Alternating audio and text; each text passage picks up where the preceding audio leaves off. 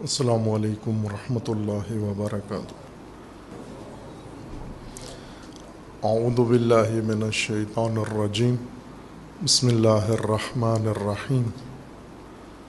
الحمد للہ والصلاة والسلام علی رسول اللہ وآلہ آل اللہ، واللعنۃ الدائمۃ علی اعدائہم اعداء اللہ من یوم عداوتہم الی یوم لقاء اللہ۔ اما بعد، فقال الامام حسین بن علی علیہم السلام: ان الحلم زینۃ والوفاء مروۃ والصلۃ نعمۃ والاستکبار صلف والعجلۃ سفہ والسفہ ضعف والغلو ورطۃ ومجالسۃ اہل الدناءۃ شر ومجالسۃ اہل الفسق ریبۃ۔ درود پڑھیے محمد وآل محمد۔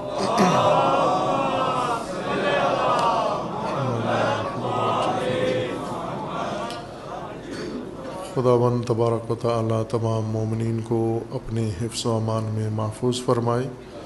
تمام مومنین کی حفظ و سلامتی کے لیے صلوات پڑھیے محمد وآل محمد۔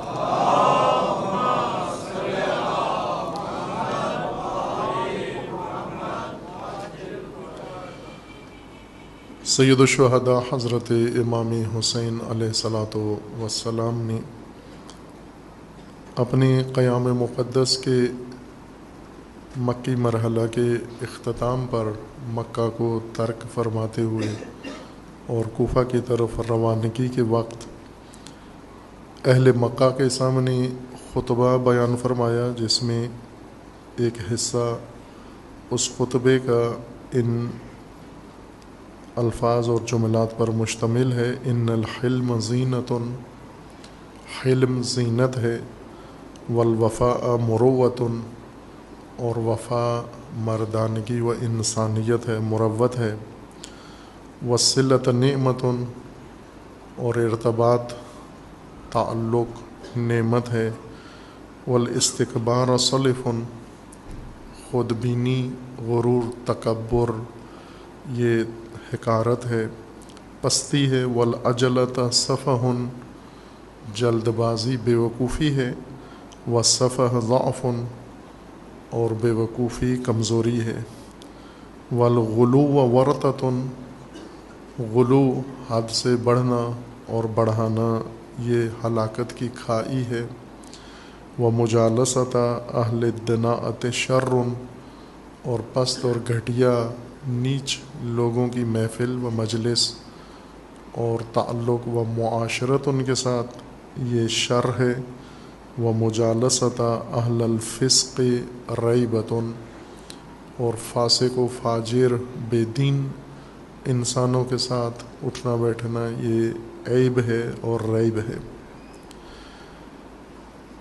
سید الشہداء علیہ الصلاۃ والسلام نے اپنے مزاحمتی عمل میں فاسق فاجر حکومت کے خلاف، طاغی ظالم ستمگر نظام حکومت کے خلاف اور طغیان کے خلاف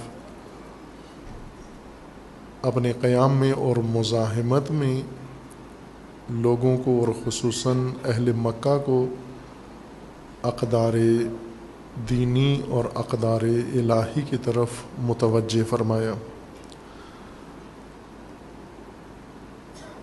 یہ اقدار جو دین کے اصولوں کا درجہ رکھتی ہیں، اللہ کے نظام ہدایت میں خداوند تبارک و تعالی نے اہتمام کے ساتھ اور اہمیت کے ساتھ انہیں بیان فرمایا ہے، ذکر فرمایا ہے، اس طرح سے کہ دین الہی کا اصلی ڈھانچہ اور دین الہی کا دار و مدار جس چیز کے اوپر قرار دیا ہے وہ اقدار ہیں، اور بھی دین کے شعبے ہیں جیسے معرفت دینی ہے اور فرائض و واجبات و اعمال اور احکام دین ہیں، یہ بھی دین ہی کا حصہ ہے، معرفت بھی، اعتقادات بھی، اعمال بھی اور اقدار بھی، یہ سب دین ہی کا جز ہیں، لیکن ان کی حیثیت، ان کا مقام انسان کی ہدایت میں مختلف ہے، تاثیر اور کردار ان کا علیحدہ ہے۔ احکام دین انسانی حیات کو نظم دینے کے لیے ہیں، انسانی زندگی کو منظم کرنے کے لیے ہیں، اور ان کے اندر ایک ترتیب ایجاد کرنے کے لیے ہیں۔ احکام دین، شریعت کے احکام، جتنے بھی احکام حرام و حلال کے، واجب و مستحب کے اور جائز و ناجائز کی صورت میں مقرر ہوئے ہیں، خواہ وہ کھانے پینے سے تعلق رکھتے ہوں اور وہ لین دین سے تعلق رکھتے ہوں، وہ انسان کے آپس میں روابط سے ان کا تعلق ہو، رشتوں سے ان کا تعلق ہو، خاندانی امور سے ان کا تعلق ہو، یہ سب ایک مقصود کے لیے ہیں، اور وہ مقصود یہ ہے کہ حیات انسانی منظم شکل میں رہے، اس کے اندر حرج و مرج نہ ہو، اس کے اندر افراتفری نہ ہو، اور اس کے اندر انتشار نہ ہو، بکھری ہوئی نہ ہو، ایک ڈگر پر، ایک راہ پر استوار طریقے سے انسان کی زندگی بسر ہو۔ اس ہدف کے لیے اللہ تعالیٰ نے یہ قوانین اور احکام شرعیہ و احکام شریعت مقرر فرمائے ہیں۔ لیکن اس حیات انسانی کے لیے جو ہدایت کا نظام بنایا ہے، اور حیات انسانی کو اپنے مقصود کی طرف پہنچانے کے لیے اور انسان کو اس مقصود تک پہنچانے کے لیے جو اہتمام اور حصہ مقرر فرمایا ہے، وہ اقدار ہیں۔ اس کی مثال اگر دوں میں، انسانی جسم کے ساتھ، انسانی پیکر کے ساتھ، بدن انسان کا جو رحم مادر میں بنتا ہے، شکم مادر میں تکمیل پاتا ہے، مختلف حصے ہیں اس جسم کے، اعضاء ہیں، جوارے ہیں، اس میں رگیں ہیں، اس میں اعصاب ہیں، اس کے اندر خلیات ہیں، اس میں گوشت ہے، اس میں مختلف شعبے ہیں انسان کے جسم کے اندر، اور ہر ایک کا ایک اپنا خاص کردار ہے، تاثیر ہے انسان کے بدن کے نظام بنانے میں۔ لیکن یہ بدن جو استوار ہے، قائم ہے، سیدھا ہے، یہ ہڈیوں کی وجہ سے ہے۔ انسان کے جسم کے اندر ہڈی ہونا لازمی ہے، اگر ہڈی نہ ہو تو یہ باقی جسہ ناکارآمد ہے، بلکہ ایک زحمت ہے، اس جسے کو قائم رکھنا ہی بہت بڑی مشکل ہے، نہ بیٹھ سکیں گے آپ، نہ کھڑے ہو سکیں گے، نہ چل سکیں گے، کسی حرکت پر ہم قادر نہیں ہوں گے اگر یہ ہڈیاں نہ ہوں۔ ہڈیاں ایک ڈھانچہ ہے، اور اس ہڈیوں نے انسانی پیکر کو استوار رکھا ہوا ہے، قائم رکھا ہوا ہے، اور باقی سب کچھ ہڈیوں کے گرد لپٹا ہوا ہے، ہڈیوں کے اوپر گوشت چڑھا ہوا ہے، اور ہڈیوں کے ساتھ ہی سارا نظام قائم کر دیا گیا ہے۔ اگر دینی نظام کو، ہدایت الہی کو ہم تشبیہ دیں انسانی پیکر کے ساتھ، تو باقی جو حصے ہیں انسان کے جسم کے، وہ احکام کا درجہ رکھتے ہیں یا ان حلال و حرام کا درجہ رکھتے ہیں انسان کے جسم سے۔ جس طرح غذائیں ہیں بہت ساری ہم کھاتے ہیں تاکہ منظم رہیں، پرہیزیں ہیں بہت ساری ہم اس لیے کرتے ہیں تاکہ صحت مند رہیں، دوائیں ہیں بہت ساری نوش کرتے ہیں تاکہ سلامتی ہماری قائم رہے، اس طرح اور بہت سارے اعمال ہیں، یہ ہمارے جسم کے ساتھ تعلق رکھتے ہیں۔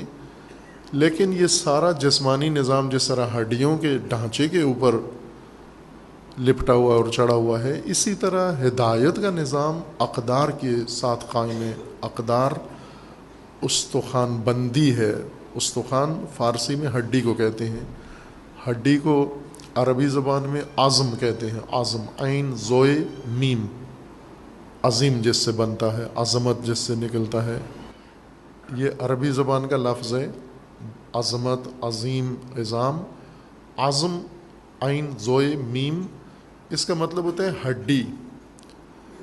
اور ہڈی چونکہ مضبوط ترین حصہ انسان کے جسم کا ہڈی ہے، مستحکم ترین حصہ ہڈی ہے، اس لیے انسان کا ڈھانچہ، انسان کی ساختار بنانے کے لیے اس کو قائم کیا گیا ہے، اور باقی ساری چیزیں اس کے گرد قائم ہوئی ہیں، اور اس کو جب تک یہ قائم ہے باقی سارا نظام قائم رہتا ہے۔ ہڈی ٹوٹ جائے، ہڈیاں بھی مختلف طرح کی ہیں، اور ایک بہت ہی بنیادی ہڈی انسان کے پیکر کے اندر ریڑھ کی ہڈی ہے، محاورہ بھی ہے اس کا، ریڑھ کی ہڈی جو انسان کی حیات کے لیے، انسانی نظام کے لیے استعمال کیا جاتا ہے، محاورہ بھی انسان کے جسم میں بھی اس کا بہت اہم بنیادی اور مرکزی کردار ہے۔ ایک ہڈی نہیں ہے، کئی ہڈیاں ہیں ترتیب کے ساتھ، حکمت الہی سے، بڑی خوبصورتی سے، حسن سے اور حکمت سے جوڑی گئی ہیں۔ یہ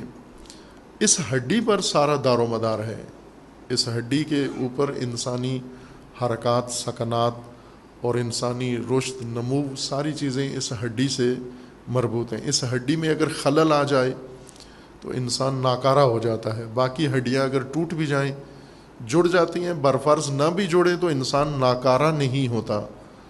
یہ ہڈی اگر متاثر ہو جائے تو انسان زندہ رہے تو بھی کسی عمل کے، حرکت کے قابل نہیں رہتا۔ اللہ تعالیٰ نے انسان کے لیے جو ہدایت کا نظام بنایا ہے اس میں بھی یہی ہڈیوں کی جگہ ایک اصول بنائے ہیں جن کا مقام دین کے اندر ایسے ہی ہے جیسے انسان کے جسم میں ہڈیوں کا مقام ہے، اور ان اصولوں میں سے کچھ اصول ایسے ہیں جو ریڑھ کی ہڈی کا درجہ رکھتے ہیں، جو ریڑھ کی ہڈی کا درجہ رکھتے ہیں۔ ریڑھ کی ہڈی کو عربی زبان میں کہتے ہیں فقرات، فقرات، فقرہ، مہرہ، مہرے کو کہتے ہیں، مہروں سے جڑی ہوئی ہڈی کو فقرات کہتے ہیں۔ یہ جو فقرات ہیں، اگر یہ فقرہ ٹوٹ جائے اس انسان کو کہتے ہیں فقیر، یعنی مہرہ شکستہ انسان، جس کی ریڑھ کی ہڈی ٹوٹ گئی ہے، اپاہج ہو گیا ہے، اب اس کے پاس قیام کے لیے، اب اس کے پاس چلنے کے لیے کچھ بھی نہیں ہے، فقیر۔ مال جس کے پاس نہ ہو اس کو فقیر اسی وجہ سے کہتے ہیں کہ مال کی حیثیت معیشت میں، انسان کی ضروریات زندگی میں مال کی حیثیت ریڑھ کی ہڈی جیسی ہے، فقرات جیسی ہے، اور اگر مالی طاقت، مالی توانائی، مالی استطاعت، مالی حیثیت انسان کی ختم ہو جائے تو یہ گویا فقرات شکستہ انسان ہے، مہرہ شکستہ انسان ہے، جس کی معیشت کی ریڑھ کی ہڈی ٹوٹ گئی ہے۔ اسے سہارے کی ضرورت ہے۔ دوسروں کو کہا گیا ہے کہ آپ اس کو اٹھایا کریں، بٹھایا کریں، آپ اسے لے کے جایا کریں، اس کی ضروریات آپ پوری کریں، اس کا تعاون، مدد آپ کریں، اس کی زندگی کا سہارا آپ بنیں، چونکہ اب اس کا جو اصل سہارا تھا وہ ختم ہو گیا ہے۔ اسی طرح دین الہی میں اصول اللہ تعالیٰ نے مقرر کیے ہیں جن کی حیثیت فقرات والی ہے، ریڑھ کی ہڈی والی ہے، یعنی ایسی قدریں جو انسانی حیات کو قائم رکھتی ہیں۔ اگر وہ اصول ٹوٹ جائیں، وہ مہرے ہل جائیں، وہ نظام ختم ہو جائے، کسی ماحول کے اندر، فرد کے اندر، خاندان کے اندر، قوم کے اندر، ملت کے اندر، مملکت کے اندر، حکومت کے اندر، کسی برادری کے اندر، کسی جمعیت کے اندر، کسی حزب کے اندر، اگر وہ ریڑھ کی ہڈی ٹوٹ جائے تو یہ فقیر، مہرہ شکستہ جمعیت ہوگی، یہ اپاہج اور مفلوج قوم ہوگی، یہ ہدایت پانے کے قابل نہیں ہیں، ان سے کوئی توقع نہیں رکھ سکتے، چونکہ یہ استوار نہیں ہیں، قائم نہیں ہیں۔ ان کی جو اصل دار و مدار تھا، جس کے اوپر ان کا نظام قائم ہونا چاہیے تھا، وہ انہوں نے توڑ دیا ہے، اس کو چھوڑ دیا ہے انہوں نے۔ اقدار الہی ہدایت کے نظام میں، دینداری میں ریڑھ کی ہڈی کا درجہ رکھتی ہیں۔ اب اگر کوئی انسان اپنے جسم پہ گوشت بڑھا لے، فربہ کر لے، اپنے آپ کو موٹا کر لے، وزن بڑھا لے اپنا، اگرچہ دیکھنے میں یہ توانا طاقتور لگتا ہے، لیکن یہ گوشت کا بڑا مجموعہ چلتا پھرتا یہ انسان، جس کو تولیں تو کئی من ممکن ہے یہ نکلے، یہ ضعیف انسان ہے، یہ ناکارہ انسان ہے، یہ بے طاقت انسان ہے۔ اس وقت یہ توانا ہے جب اس کی ریڑھ کی ہڈی قائم ہو، جب اس کی ڈھانچہ ہڈیوں کا استوار ہو۔ گوشت کے ذریعے سے یہ کچھ بھی نہیں کر سکتا جب تک اس کی ہڈیوں کا نظام مضبوط نہیں ہوگا۔ اب ہم دین میں کوئی حصہ بہت بڑھا لیتے ہیں، ہم اپنی دینداری کو دیکھیں، اس میں کچھ کام ہم نے بہت بڑھا لیے ہیں، موٹا ہے دین ہمارا، بہت فربا ہے، اوور ویٹ ہو گیا ہے کچھ پہلوؤں سے، گوشت بڑھا لیا، وزن بڑھا لیا اپنا، اور طبقاتی طور پر ہوا ہے۔ مثلا ایک طبقے نے رسومات کو بہت محنت کر دی ہے ان کے اوپر، اور بہت بڑھا لیا ہے دائرہ، حجم ان کا، وزن ان کا، رسومات کا حد سے آگے لے گئے ہیں۔ کچھ دوسرے ہیں جو احکام میں انہوں نے یہ محنت کی ہے، اور احکام کے اندر انہوں نے بہت پھیلا لیا ہے اپنی زندگی کے اس شعبے کو، اور فربا کر لیا ہے، موٹا کر لیا ہے۔ لیکن اسی طرح تیسرا ایک شخص ہے، اس نے علم اپنا بہت بڑھا لیا ہے، معرفت اپنی بہت بڑھا لیا، مطالعات اپنے اس نے بہت بڑھا لیے ہیں۔ ایک تیسرا فریق ہے، چوتھا فریق ہے، اس نے معنویت اپنے اندر بہت زیادہ بڑھا لیا، اس کا حجم، اس کا ویٹ زیادہ کر لیا ہے۔ یہ ان لوگوں کی مانند ہیں کہ جن کے جسم میں گوشت زیادہ ہو گیا ہے اور ان کی ہڈیاں کمزور ہو گئی ہیں، یا ان کے مہرے ٹوٹے ہوئے ہیں، اگر قدریں نہ ہوں ان کے اندر، احکام کے ڈھیر لگائے ہوئے ہیں، رسومات کے ڈھیر لگائے ہوئے ہیں، معنویت کے ڈھیر لگائے ہوئے ہیں، اور علم کے ڈھیر لگا لیے ہیں۔ بہت فاضل عالم انسان، دنیا بھر کا علامہ، اوور ویٹ آدمی کی طرح، جس پہ گوشت بہت زیادہ ہے، لیکن یہ غیر فعال ہے، یہ ناکارآمد انسان ہے، یہ کچھ بھی نہیں کر سکتا۔ اس کو خود اٹھا کے چلانے کے لیے ویل چیئر کی ضرورت ہے اتنے بڑے علامہ کو، جب اس کے اندر وہ اصل ڈھانچہ جس کے ذریعے سے استقامت آتی ہے، جب تک وہ یہ اپنے دین کے اندر قائم نہیں کر لیتا، اور وہ قدریں ہیں، وہ ویلیوز کا نظام ہے جو اللہ تعالیٰ نے مقرر کیا ہے۔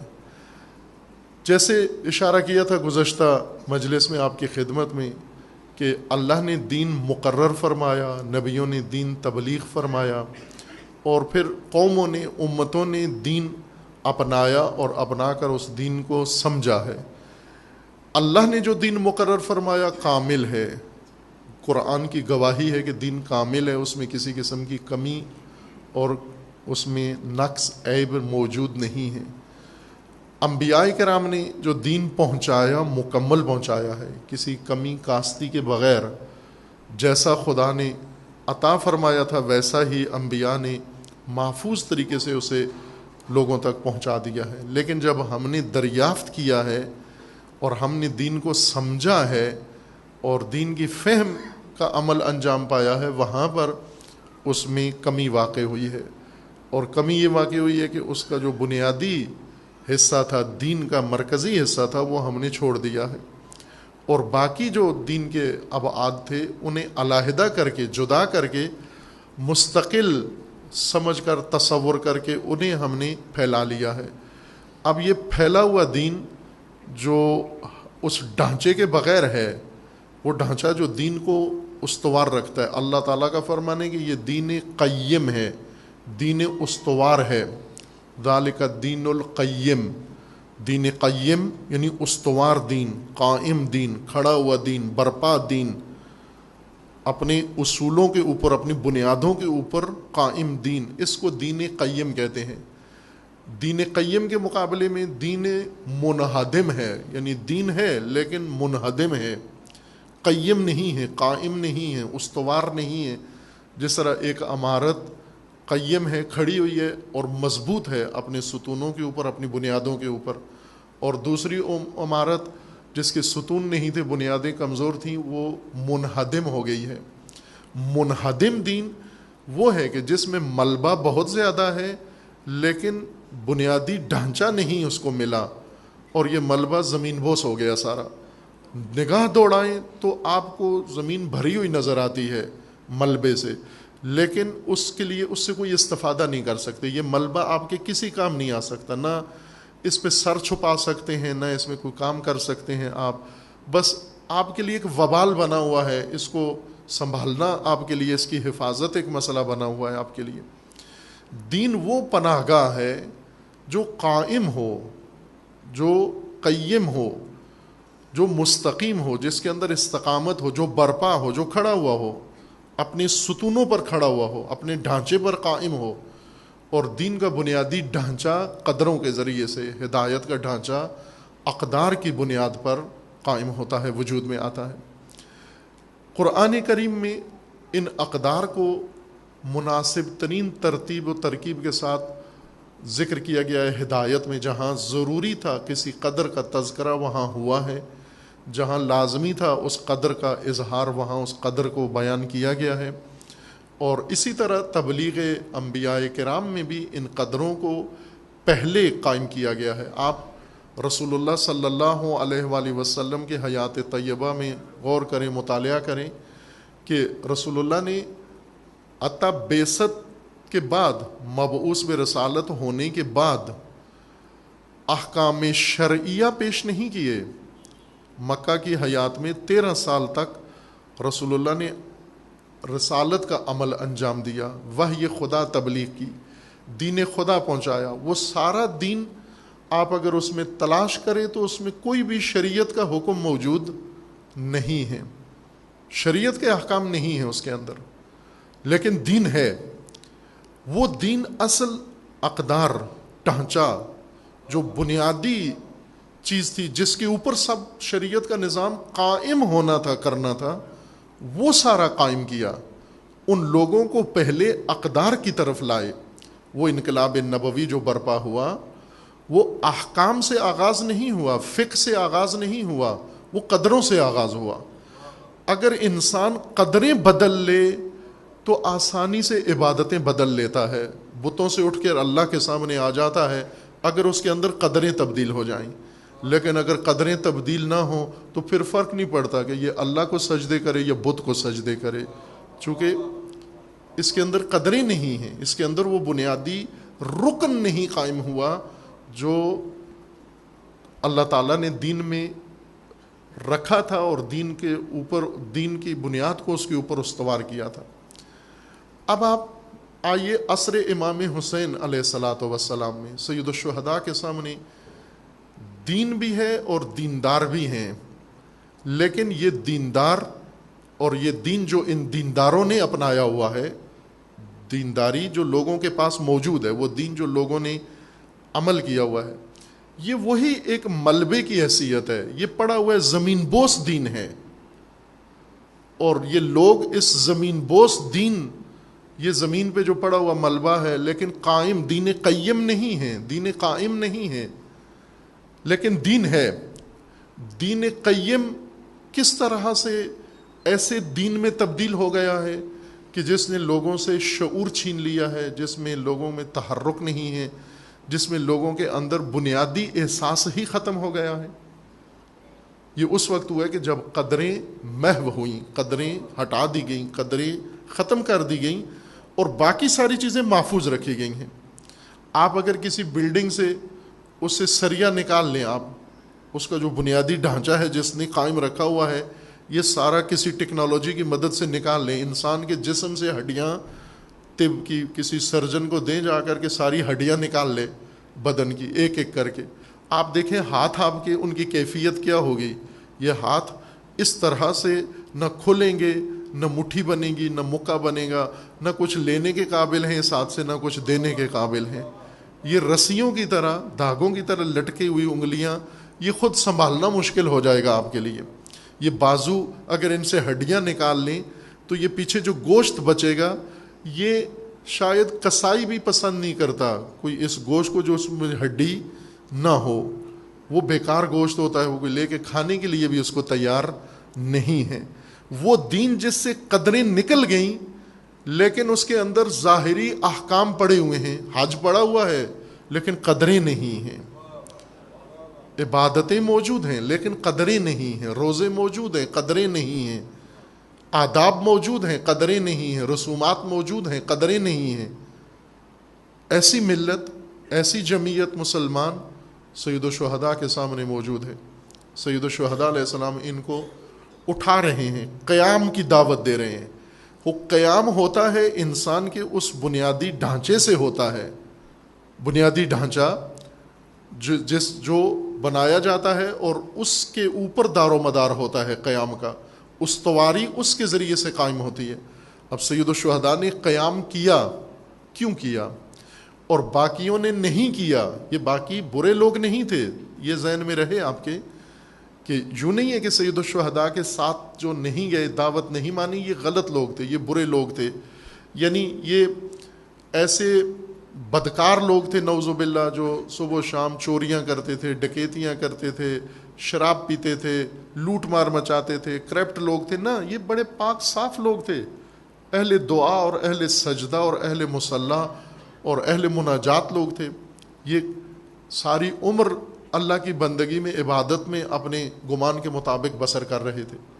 اور وہ صرف اسی وقت نہیں تھے، آج کہیں زیادہ ہیں. اس وقت اگر آپ کے 10 لاکھ جمعیت تھی ان کی، تو آج 10 کروڑ ان کی جمعیت ہے یا 100 کروڑ ان کی جمعیت ہے، جو اس طرح کی دینداری اپنائے ہوئے بیٹھے ہوئے ہیں. اور سید الشہداء سے بھی سروکار ہے، تعلق ہے، ایک عقیدت و اظہار ہے، لیکن امام حسین کی طرح کھڑے نہیں ہو سکتے، قائم نہیں ہو سکتے، سیدھے نہیں ہو سکتے.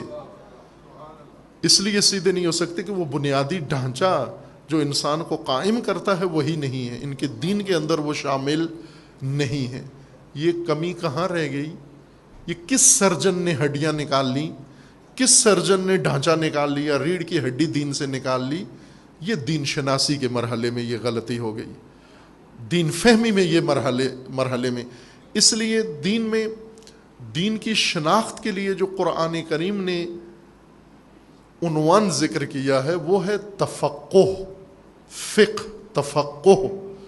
اب فقہ ایک علم کو کہا جاتا ہے، لیکن قرآن کریم میں فقہ سے مراد علم نہیں ہے. علم شریعت کو آج کی اصطلاح میں، رائج اصطلاح میں، دین میں فقہ علم شریعت کو کہا جاتا ہے، جس میں احکام پڑھائے جاتے ہیں، احکام پڑھے جاتے ہیں، احکام لکھے جاتے ہیں، احکام بیان کیے جاتے ہیں. ان کو فقہ کہا جاتا ہے. لیکن قرآن کریم نے فقہ علم شریعت کو نہیں کہا، بلکہ فقہ دین کی فہم کو کہا ہے، دین کی سمجھ کو فقہ کہا ہے. لیکن دین کی فہم 2 طرح کی ہے، ایک فقط فہم ہے اور ایک فقہ ہے، تفاہم اور تفقہ. تفاہم یہ ہے کہ جو نظر آتا ہے یہ سمجھ جاؤ کیا ہے، اور تفقہ یہ ہے کہ جو نظر آتا ہے اس کی تہ میں بھی پہنچو کہ یہ کیوں ہے. یہ فرق ہے فہم میں اور فقہ میں. مثلا آپ کو اس وقت بہت کچھ نظر آ رہا ہے، آنکھوں سے بہت کچھ آپ دیکھ رہے ہیں، اپنے ارد گرد اپنے ملک کے حالات دیکھ رہے ہیں. اگر اپنے ملک کی حالات آپ کو سمجھ آ رہے ہیں تو آپ فہیم ہیں. اور ملکی حالات کے اسباب، ملکی حالات کی وجوہات، ملکی حالات کی تہ میں جو کار فرما اسباب ہیں، عوامل ہیں، اگر ان تک بھی جا پہنچے ہیں تو آپ فقیہ ہیں. گہرائی میں جا کر کسی چیز کو سمجھنا یہ فقہ کہلاتا ہے. جڑ جا کر کسی کی تلاش کر لینا اور اس کو اس کی روٹس کے ساتھ جا کر سمجھ لینا یہ تفقہ کہلاتا ہے. دین کو تفقہ کی ضرورت تھی، فقہا کی ضرورت تھی. فقہا جو گہرائی میں جا کر دین کو اس کی بنیادوں کے ساتھ سمجھتے. لیکن سرسری طور پر آئے، سطحی طور پر آئے، کتابیں پڑھی، لیکن ان کی گہرائی میں جا کر سمجھنے سے جب قاصر رہے تو نتیجہ یہ نکلا کہ اس شعبے کو غیر ضروری قرار دے کر، جیسے آپ دیکھتے رہتے ہیں، سنتے ہیں، یا ٹی وی میں کسی سیریل ڈرامہ کے اندر، یہ طنزیہ مزاحیہ پروگراموں کے اندر دیکھتے ہیں آپ کہ اگر ایک مکینک، اناڑی، عطائی جس نے پڑھا ہوا نہ ہو، مثلا دانت نکالتا ہو لوگوں کے، دانت لگاتا ہو لوگوں کے، علاج معالجہ کرتا ہو، میڈیکل میں ایک ان پڑھ جاہل آ کر ڈاکٹر بن کر لوگوں کا علاج کرنا شروع کر دے، طبیب بن کر، یا ایک ایسا شخص جو مکینک نہیں ہے، وہ آپ کی گاڑیاں ٹھیک کرنا شروع کر دے، موٹر سائیکل ٹھیک کرے، گھڑیاں آپ کی ٹھیک کرے، وہ جب کھول دیتا ہے کسی چیز کو پھر جوڑ نہیں سکتا، اور جب جوڑ نہیں سکتا تو اس کے جو بنیادی اجزاء ہیں وہ باہر ہی رہ جاتے ہیں، انہیں چھوڑ دیتا ہے، ویسے جوڑ کے آپ کو دے دیتا ہے کہ یہ لیں آپ استفادہ کریں اس سے۔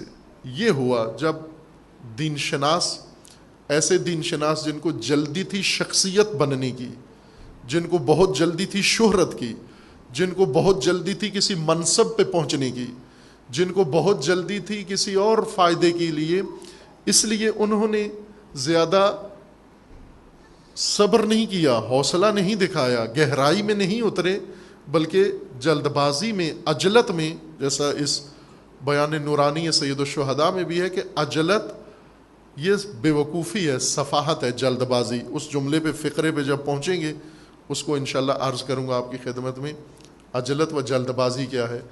جلد بازی کا ایک نقصان دین شناسی اور دین فہمی میں ہوا ہے کہ دین پڑھتے ہوئے اور دین بتاتے ہوئے اور دین جوڑتے ہوئے دینی نظام میں جو اصل رکن دین تھا وہ چھوڑ گئے، اسے بھول گئے، اسے فراموش کر گئے۔ اگر یہ رکن نکل جائے پھر وہ زمین بوس قوم، زمین بوس دین اور ملبے کی مانند جمعیت مسلمان جو بظاہر تمام احساسات، تمام جذبات رکھتے ہیں لیکن قیام کے قابل نہیں ہوتے۔ جیسے ایسا اپاہج آدمی ہے، اس کے پاؤں جوڑ اس کے ہلے ہوئے ہیں، ٹانگیں ٹوٹی ہوئی ہیں، ہاتھ پاؤں اس کے مفلوج ہیں، یہ اپنے اندر جذبات بہت رکھتا ہے، ہر ایک کے لیے روتا ہے، ہر ایک کے لیے احساس رکھتا ہے، لیکن جسم اس کا اس قابل نہیں ہے کہ اٹھ سکے۔ یہ ایسی قوم جو جذبات رکھتی ہے لیکن قیام نہیں کر سکتی، یہ اس وقت ہوتا ہے جب اس سے یہ بنیادی ریڑھ کی ہڈی نکال دی جائے۔ اس لیے سید الشہداء علیہ السلام نے ان قدروں کو اس قیام کے اندر اجاگر کیا، زندہ کیا، عملاً بھی زندہ کیا اور قولاً بھی ان کو زندہ کیا، تبلیغ کے طور پر بھی انہیں پیش کیا، مبلغ کی حیثیت سے بھی پیش کیا ان قدروں کو۔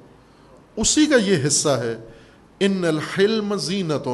پہلا جملہ یہ فرمایا کہ حلم زینت ہے، خوبصورتی ہے، زیبائی ہے، آپ کی شخصیت کا حسن، آپ کی شخصیت کی زینت یہ حلم ہے۔ باقی چیزیں آپ کی شخصیت کے لیے ضروری ہیں، لیکن وہ سب کچھ جب جمع کر لیں گے، شخصیت بنا لیں گے، تو یہ زیبا شخصیت، یہ محبوب شخصیت، یہ حسین شخصیت اس وقت بنے گی جب اس کے اندر حلم آ جائے گا۔ حلم کا معنی کیا ہے؟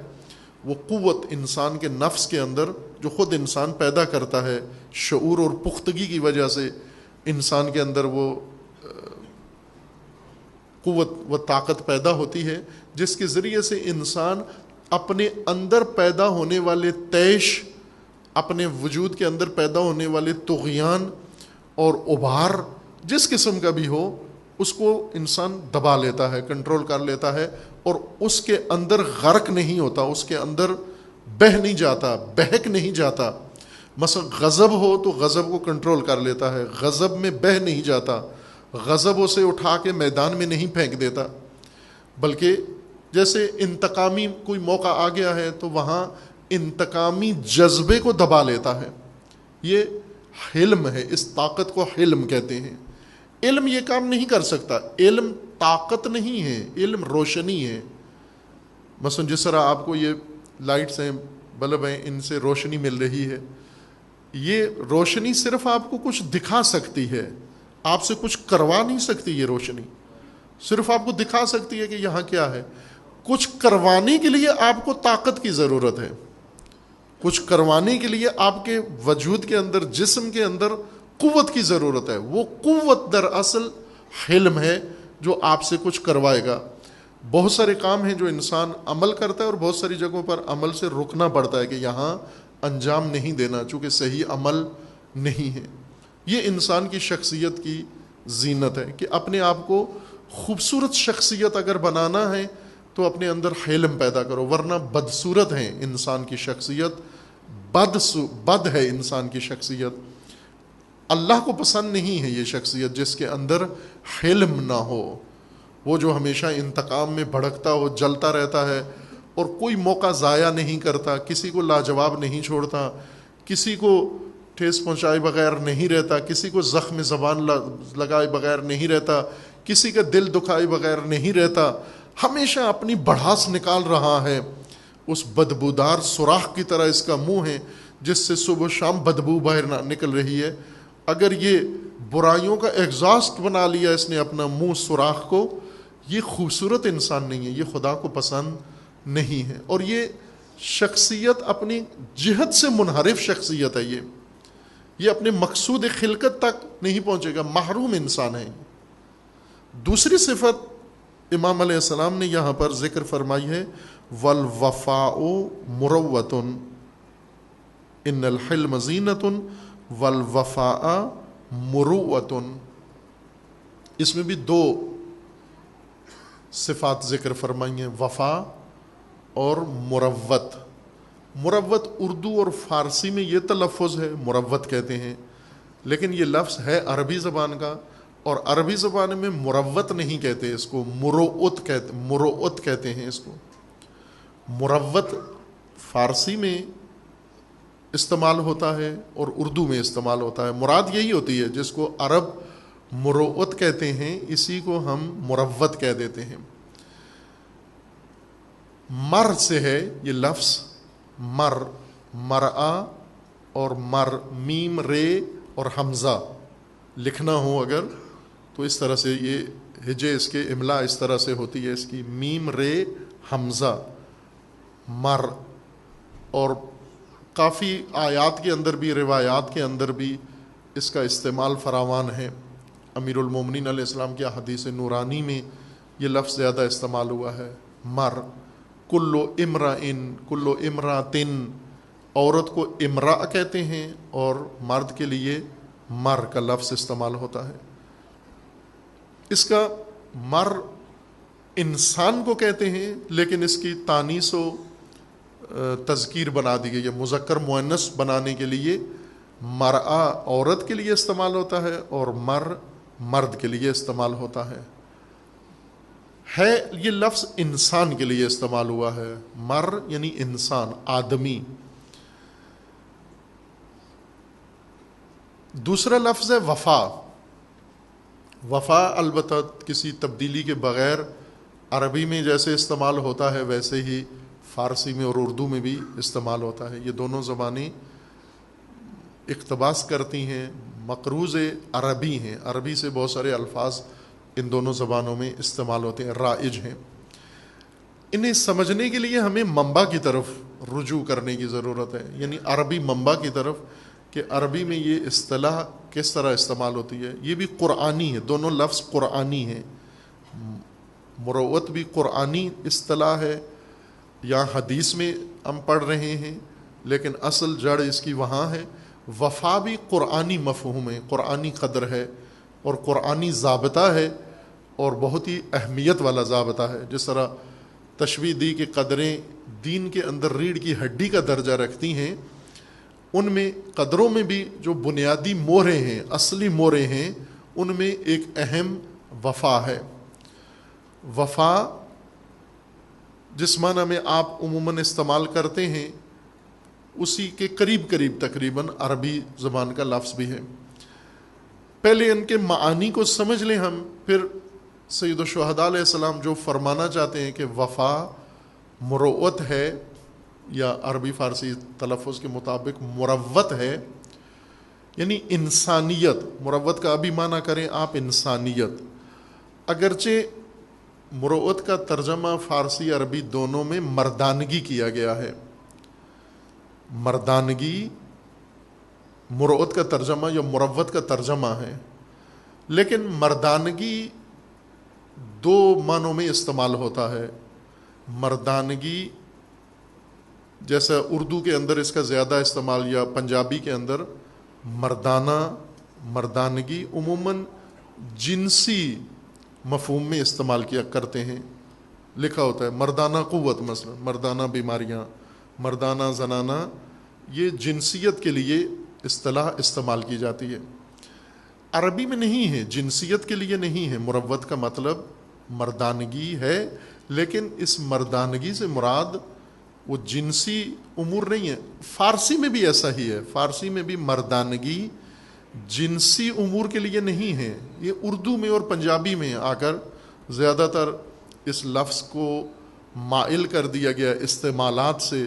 سناسیوں نے، پنساریوں نے اور جعلی ان طبیبوں نے اس لفظ کو اتنا استعمال کیا ہے مردانگی کو اور مردانہ کو کہ سنتے ہی اب عام جو ہم بول چال سنا کے اور دیکھی دکھائی ادبیات، ٹریفک ادبیات کے تحت گفتگو کرتے ہیں ہم، تو ہمارے ذہن میں یہ لفظ سنتے ہی ذہن فوراً منحرف ہو کے چلا جاتا ہے اس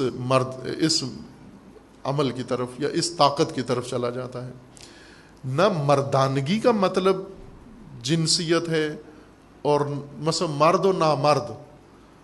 نامرد اس کو کہتے ہیں جس میں اپنی پاکستان کی اصطلاح کی بات کر رہا ہوں، رائج اصطلاح کی بات کر رہا ہوں جو لوگوں کی زبانوں پر جا رہی ہے. نامرد اس کو کہتے ہیں جس میں مردانہ جنسی طاقت نہ ہو، اس کو نامرد کہتے ہیں. فارسی میں اس کو نہیں کہتے نامرد. نامرد استعمال کرتے ہیں لیکن اس کو نہیں کہتے یہ نامرد ہے. اس کے لیے عربی زبان میں علیحدہ لفظ ہے، اس کو کہتے ہیں انین. انین، الف نون یہ نون، انین، جس کے اندر یہ جنسی طاقت نہ ہو. عربی زبان میں اس کو کہتے ہیں انین. عقیم، فارسی میں بھی اس کو کہتے ہیں عقیم.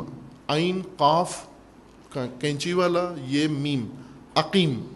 بانج، تولید نسل کی جس کے اندر صلاحیت نہ ہو، طاقت نہ ہو، یا پیدائشی طور پر، موروثی طور پر، یا بیماری کی وجہ سے، حادثے کی وجہ سے، یا گناہوں کی وجہ سے، غلطیوں کی وجہ سے جس کے اندر یہ طاقت ختم ہو جائے، اس کو عقیم کہتے ہیں. عقیم اور انین، پانج.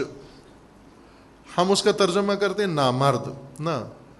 نامردی اور مردانگی دونوں کا، مردانگی جنسی طاقت نہیں ہے اور نامردانگی اس کا فقدان نہیں ہے. ہم عموماً مرد نر کے معنی میں استعمال کرتے ہیں. پنجابی اردو میں مرد سے مراد نر لیتے ہیں. نر علیحدہ مفہوم ہے اس کا، مرد کا الگ مفہوم ہے. مرد رجل عربی زبان میں کہتے ہیں، مرد فارسی میں کہتے ہیں، اور وہی مرد کا لفظ استعمال ہوتا ہے اردو کے اندر. یہ ہوتا ہے پہلوان، شجاع. جیسے ساتھ اس کے کبھی جوان کا لفظ لگا دیتے ہیں، جوان مرد. جوان مرد یعنی ایسا دلیر انسان، ایسا غیور انسان، ایسا وفادار انسان جس کے اندر انسانی خصائل جس کے اندر موجود ہوں، انسانی صفات جس کے اندر پائی جاتی ہوں، اسی کو عربی میں رجل کہتے ہیں، اسی کو فارسی میں مرد کہتے ہیں، کبھی جوان مرد بھی کہتے ہیں. اور اردو میں بھی وہی مراد ہے مرد سے، جوان مرد یعنی دلیر، شجاع، نڈر، باشعور، انسانی صفات جس کے اندر پیدا ہو گئی ہوں اور انسانی صفات جس کے اندر ابھر گئی ہوں، پل گئی ہوں، بڑھ گئی ہوں، پیدا ہو کے بھرپور طریقے سے اس کے اندر انسانی اوصاف آ گئے ہوں، اس کو کہتے ہیں یہ مرد ہے. اور جو نر ہو لیکن یہ صفات نہ ہو اس کے اندر، انسانیت نہ ہو اس کے اندر، بس چھوٹے بڑے کی تمیز ہی نہیں ہے اس کے اندر، ماں باپ کی پہچان ہی نہیں ہے اس کے اندر، بہن بھائیوں سے کوئی اس کا تعلق ہی نہیں ہے، کوئی بھی انسانی صفت جس کو عام طور پر غصے میں سرزنش کے طور پر کہتے ہیں حیوان کا حیوان ہی ہے یہ، اس کو کہتے ہیں نامرد. ممکن ہے نرینہ طاقت ہو اس کے اندر لیکن مردانگی نہیں ہے. نر ہے، یہ بچے پیدا کرنے کی صلاحیت ہے اس کے اندر، لیکن انسانی صفات نہیں ہے، انسانی اوصاف سے خالی انسان ہے. یہ شبیہ الرجل ہے، اشباہ الرجل ہے. یہ انسانیت کا صرف ایک ڈھانچہ ہے، اس کے اندر انسانیت نہیں ہے. یہ فریم ہے، ایک ظاہری چمڑی ہے انسانی، ورنہ اصل میں انسانیت نام کی اس کے اندر کوئی چیز نہیں ہیں۔ بس یہ اصلاح اپنے ذہن میں ہم کر لیں کہ بول چال میں تو ہم مرد استعمال کرتے ہیں یا مردانہ یا نامردانہ اصطلاح، اس باب میں یہ ہماری اپنی گھڑی ہوئی بنائی ہوئی اصطلاح ہے، ادبی اصطلاح، لغت کی اصطلاح، زبان کی اصطلاح۔ تینوں زبانوں میں عربی میں رجل کہتے ہیں اور مر اور رجل دونوں استعمال ہوتا ہے، اور اس کا ترجمہ فارسی میں مرد کیا جاتا ہے، اور اردو میں وہی فارسی والی اصطلاح رائج ہے، مرد سے مراد مر کا جب ترجمہ مرد کرتے ہیں یعنی انسانی صفات والا، جس کے اندر ساری انسانی صفات آ گئی ہوں، اس کو مروت کہتے ہیں۔ مروت یعنی انسانیت۔ مروت سے مراد نرینہ ہونا نہیں ہے، نر نہیں ہے، مردانگی ترجمہ اگر کریں اس کا یعنی جوان مرد، یعنی صاحب خصائل انسانی، ایسا انسان جو بابصیرت ہے، شجاع ہے، دلیر ہے اور خیرخواہ ہے، ہمدرد ہے، لوگوں کو ان کا مقام احترام دیتا ہے، کسی کو آزار و اذیت نہیں پہنچاتا، اس قسم کے انسان کو کہتے ہیں یہ صاحب مروت ہے، یہ یعنی انسانیت ہے اس کے اندر۔ یہ انسانیت کیسے پیدا ہوتی ہے؟ سید الشہداء علیہ السلام فرماتے ہیں وفا سے۔ وفا بیج ہے، اگر یہ کاشت کرو اپنے وجود کی کھیتی میں، اپنی روح کی کھیتی میں، اپنے من کی کھیتی میں اگر وفا کاشت کرو، اگے گا کیا؟ انسانیت۔ اس بیج سے یہ فصل اگے گی، اور اگر وفا نہ ہو پھر لامروت ہے، پھر اس کے مقابلے میں مروت نہیں ہے، مردانگی نہیں ہے، بلکہ قباحت ہے، اس کے مقابلے میں رذالت ہے، پستی ہے، دناعت ہے۔ مروت کے مقابلے میں دناعت استعمال کرتے ہیں، پستی، گھٹیا پن، نیچ ہونا۔ یہ لفظ ہم وہ پنجابی اردو میں استعمال کرتے ہیں، نیچ کا لفظ، یہ بہت نیچ آدمی ہے، گھٹیا آدمی ہے۔ عموماً نیچ ذاتوں کو شمار کیا جاتا ہے، جبکہ ذاتیں نہیں ہیں، ذاتیں ہمارا توہم ہیں۔ ذاتوں میں جو ہم تقسیم ہوئے ہیں، یہ فلاں ذات کا ہے، فلاں ذات کا ہے، یہ ہمارا وہم ہے، وہم میں ہیں ذاتیں، وہم سے باہر انسان ہیں، نیچ انسان ہوتے ہیں، ذاتیں نیچ نہیں ہوتی، نسب نیچ نہیں ہوتے۔ چہ بسا جن کو آپ نیچ ذات کہتے ہو، انہی کے ہاں بہت بڑھیا انسان پیدا ہو جاتا ہے، اور جنہیں آپ سمجھتے ہو یہ بہت اعلیٰ ذات ہیں، ان کے ہاں انتہائی نیچ انسان پیدا ہو جاتا ہے، انتہائی گھٹیا انسان پیدا ہو جاتا ہے۔ جو بسا نبیوں کا بیٹا بہت گھٹیا ہو جاتا ہے، اور جو بسا کسی راہگیر کا، کسی عام گمنام چرواہے کا بیٹا بہت بڑھیا ہو جاتا ہے۔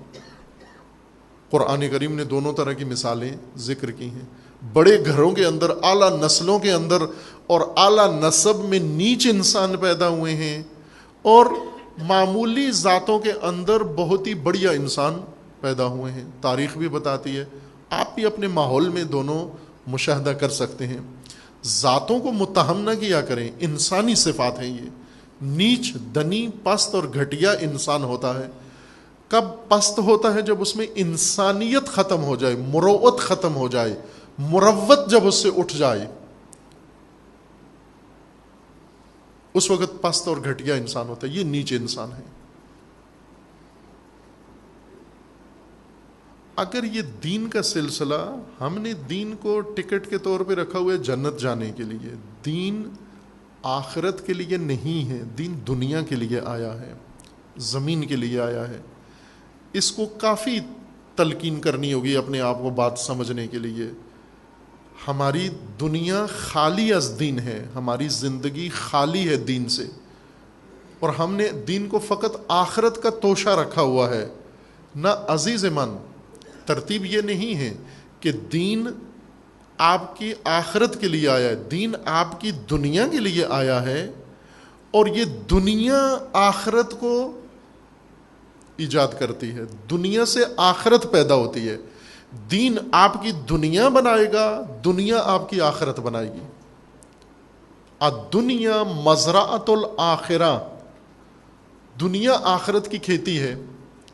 یہ کھیت دنیا کی, یہ فصل دنیا کی کھیت میں اگنا ہے, لیکن بیج جو دنیا کی کھیت میں بیج کاشت کرنا ہے وہ ہدایت خدا کا بیج ہے. یہ آخرت میں کاشت کرو گے تو ضائع کر رہے ہو. ہم سارا دن آخرت میں کاشت کر رہے ہیں دوسرے کے پلاٹ میں. جس طرح بہت سارے کام ہیں نا ہم کرتے ہیں, چونکہ کہہ دیا گیا, بزرگوں نے کہا ہے, اچھے لوگوں نے کہا ہے, اچھے لوگوں کی کام میں کسی کو شک نہیں ہوتا. جیسے آپ عریضے لکھتے ہیں شعبان میں, نیمہ شعبان میں عریضے لکھ کے کہاں بھیجتے ہیں؟ وہ پانی میں ڈال دیتے ہیں.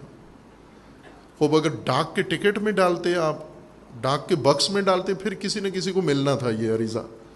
ایسے کہانیاں ہیں نا, قصے ہیں, داستانوں میں لکھا ہوا ہے, شاید واقعیت بھی ہے یہ, کہ ایک شخص ہے ضرورت مند, اس کو داستان بنائی گئی ہے. داستان ظاہراً فلمائی بھی گئی ہے, جیسا مطالعے میں ہے میرے, وہ منظر فلم نامہ اس کا معلوم نہیں ہے, لیکن ایسے ذہن میں ہے کہ وہ داستان فلمائی بھی گئی ہے.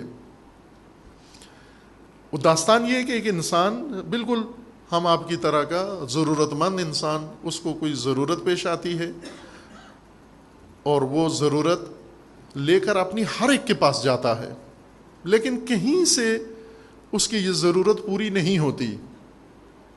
آخر اپنی کسی بزرگ سے رابطہ کرتا ہے کہ میں جس ہر ایک کے پاس گیا جہاں توقع تھی کہ یہاں سے میری ضرورت پوری ہو جائے, یہ توقع پوری نہیں ہوئی. میں نے درخواستیں فلاں محکمے میں لکھی, اس افسر کو دیں, اس کو دیں, فلاں کو دیں, کسی نے بھی میری حاجت روائی نہیں کی, میری بات ہی نہیں سنی. اب وہ بندہ جس کو کہا کہ اب آپ بتائیے میں کیا کروں, تو اس نے بظاہر ٹالنے کے لیے, اپنے گردن سے ٹالنے کے لیے اس نے کہا کہ ایک درخواست خدا کو لکھو, تم اللہ کو لکھو.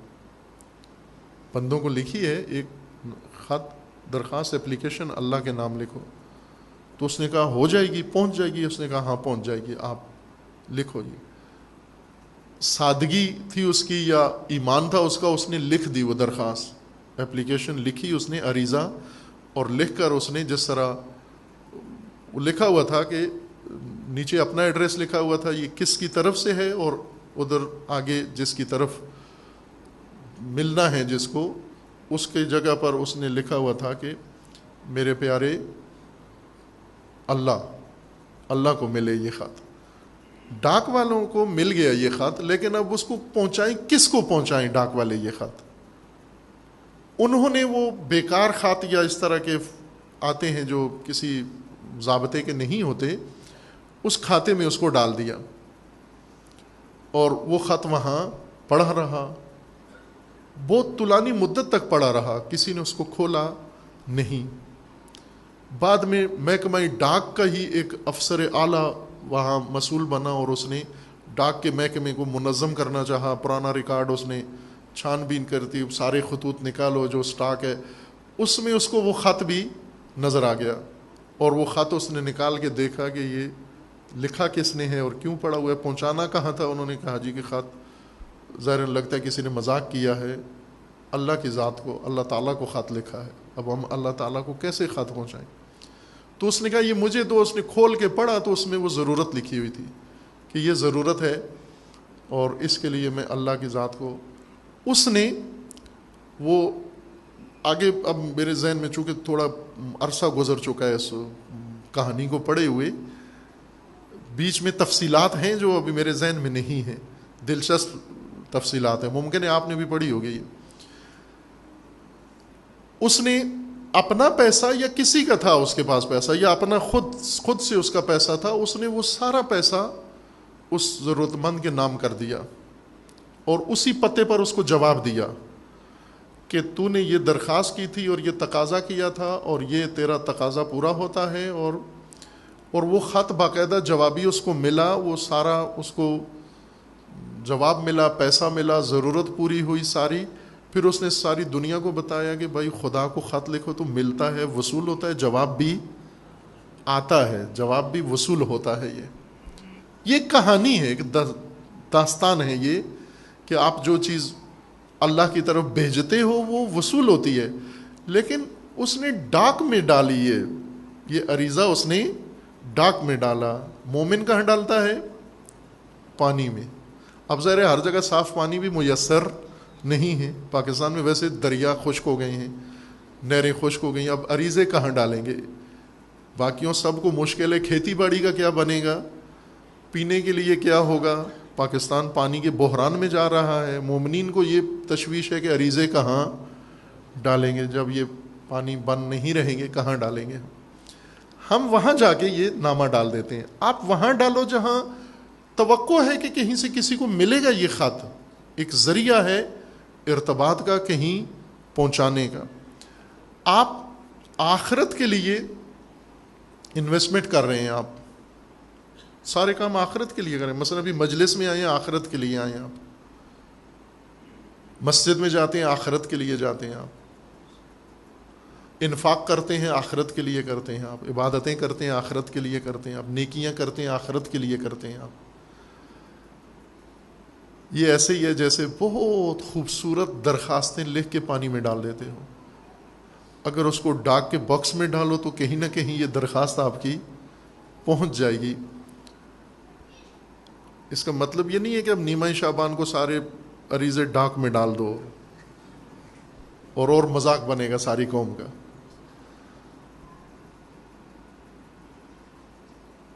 مقصود یہ ہے، اس مطلب سے سمجھانے کا مطلب یہ ہے کہ آپ آخرت کے لیے جو کچھ کاشت کر رہے ہو، جہاں کاشت یہ بیج ڈالنا ہے وہاں نہیں ڈال رہے، ایسی جگہ یہ سارا بیج ڈال رہے ہو، بہت قیمتی اوقات اپنے، اموال اپنے، سب کچھ، جہاں سے اس نے اگنا نہیں ہے، جہاں سے غائب ہو گیا، وہ معلوم ہی نہیں ہوا گیا کدھر ہے۔ آپ نے ابھی راہ خدا میں کیا کچھ نہیں کیا، وہ جو کچھ راہ خدا میں کیا تھا ہمارے ذہن میں ایک انشاءاللہ کہیں محفوظ ہے، لیکن ظاہر ہے جب یہاں دنیا میں کہیں نظر نہیں آ رہا تو آخرت میں بھی نظر نہیں آئے گا۔ دنیا میں نظر آنا چاہیے۔ آخرت کے لیے اگر انویسٹمنٹ کرنا چاہتے ہیں دنیا میں کرو، دنیا کھیتی ہے آخرت کی۔ اگر آپ دنیا کو چھوڑ کر اور یہی سب عمل، یہ مال، یہ کوششیں، یہ محنتیں، یہ نیکیاں ساری دنیا سے ہٹا کر اس کو آپ آخرت میں ڈال رہے ہو، کسی ایسی جگہ ڈال رہے ہو جہاں ہے ہی نہیں ہے، اہتمام نہیں ہے اس کا، اس بیج کا۔ اللہ نے تمہاری آخرت کے لیے تمہارے اختیار میں قرار دیا ہے۔ دنیا سے مراد یہ دنیاوی زندگی، موت سے پہلے کی زندگی، یہ دنیا سے مراد ہے۔ دنیا کی کئی اصطلاحیں ہیں، معانی ہیں۔ دنیا لہو اور لعب ہے، وہ نہ، وہاں نہیں کچھ بھی ڈالنا، وہ بھی ضائع ہو جائے گا۔ جو اس میں ڈالو گے لہو اور لعب میں، وہ ضائع ہے۔ وہ دنیا جوہر کی طرح ہے، وہ سارا زیاں ہے، نقصان ہے، وہاں کچھ بھی نہیں ڈالنا۔ ایک آپ اپنا جو زندگی کی فضول چیزیں ہیں وہ بھی اس میں نہ ڈالو، وہ بھی کسی، جس طرح کچرا پہلے آپ پھینک دیتے تھے، ڈال دیتے تھے، آج کل بیچتے ہیں، اس کو بھی کسی کام میں لاتے ہیں، فروخت کرتے ہیں کچرا۔ لہو و لعب میں کچھ بھی نہ ڈالو۔ لیکن یہ زندگی، دنیا سے مراد یہ زندگی، دنیاوی زندگی، جنم سے لے کر موت تک کی زندگی، یہ زندگی جو آپ بھی بسر کر رہے ہو اپنے خاندان کے ساتھ، آپ بسر کر رہے ہو اپنی قوم کے ساتھ، آپ بسر کر رہے ہو اپنے معاشرے کے ساتھ، یہ اجتماعی زندگی، یہ سماجی زندگی، یہ باہمی زندگی، آخرت کے لیے جو کچھ کاشت کرنا ہے اس کے اندر کاشت کرو۔ جو کچھ یہاں کاشت کرو گے وہ سیدھا آخرت میں پہنچ جائے گا۔ لیکن اگر اس کو چھوڑ کر، اس کو نظر انداز کر کے، اور معنویت کے نام پر اور نظر و نیاز کے نام پر اور چڑھاووں کے نام پر ڈائریکٹ اگر بائی پاس کر کے پہنچانا چاہا آخرت میں کوئی، وہ آپ کا چیک وہاں وصول نہیں ہوگا۔ وہ کرتے ہیں، کون کرتے ہیں؟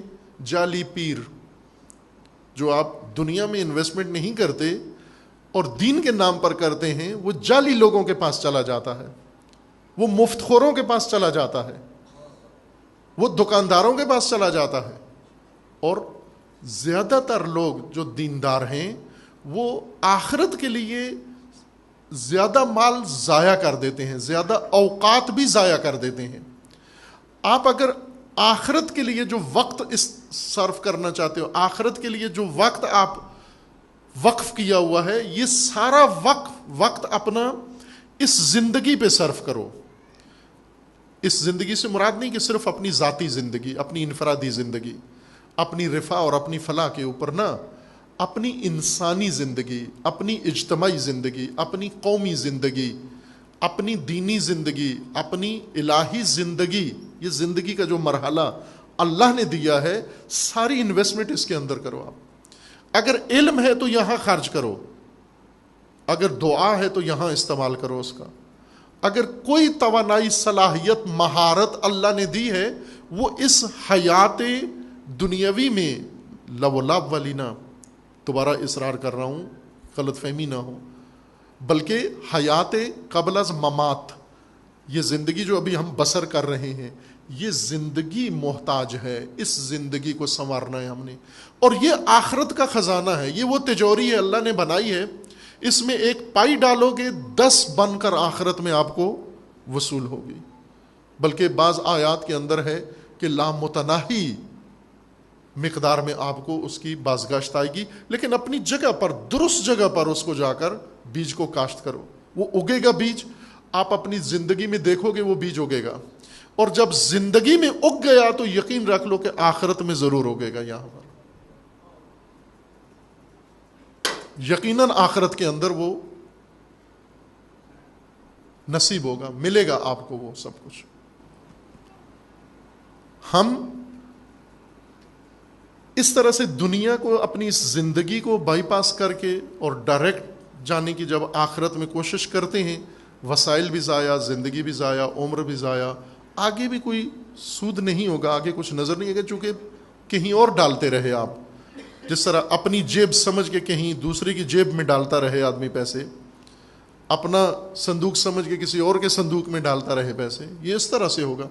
اکثر جو یہ معنویت کے اخراجات ہیں، یہ سارے آپ دیکھیں کن کے کھاتے میں چلے گئے، کن لوگوں نے اپنی جائیدادیں، ابھی آپ پورے پاکستان میں جائیں، سب سے زیادہ امیر، سب سے زیادہ دولت مند، ثروت مند لوگ وہ ہیں جن کا کوئی ذریعہ انکم نہیں ہے، کوئی تجارت نہیں ہے، کوئی کاروبار نہیں ہے، کوئی صنعت نہیں ہے، کوئی محنت مزدوری نہیں ہے، زمینوں کے مالک یہ ہیں، لینڈ لارڈ یہ ہیں، گاڑیاں ان کی ہیں، سیاست ان کی ہے، سیٹیں ان کی ہیں، سب کی ہے، ذریعہ آمدن کوئی بھی نہیں ہے۔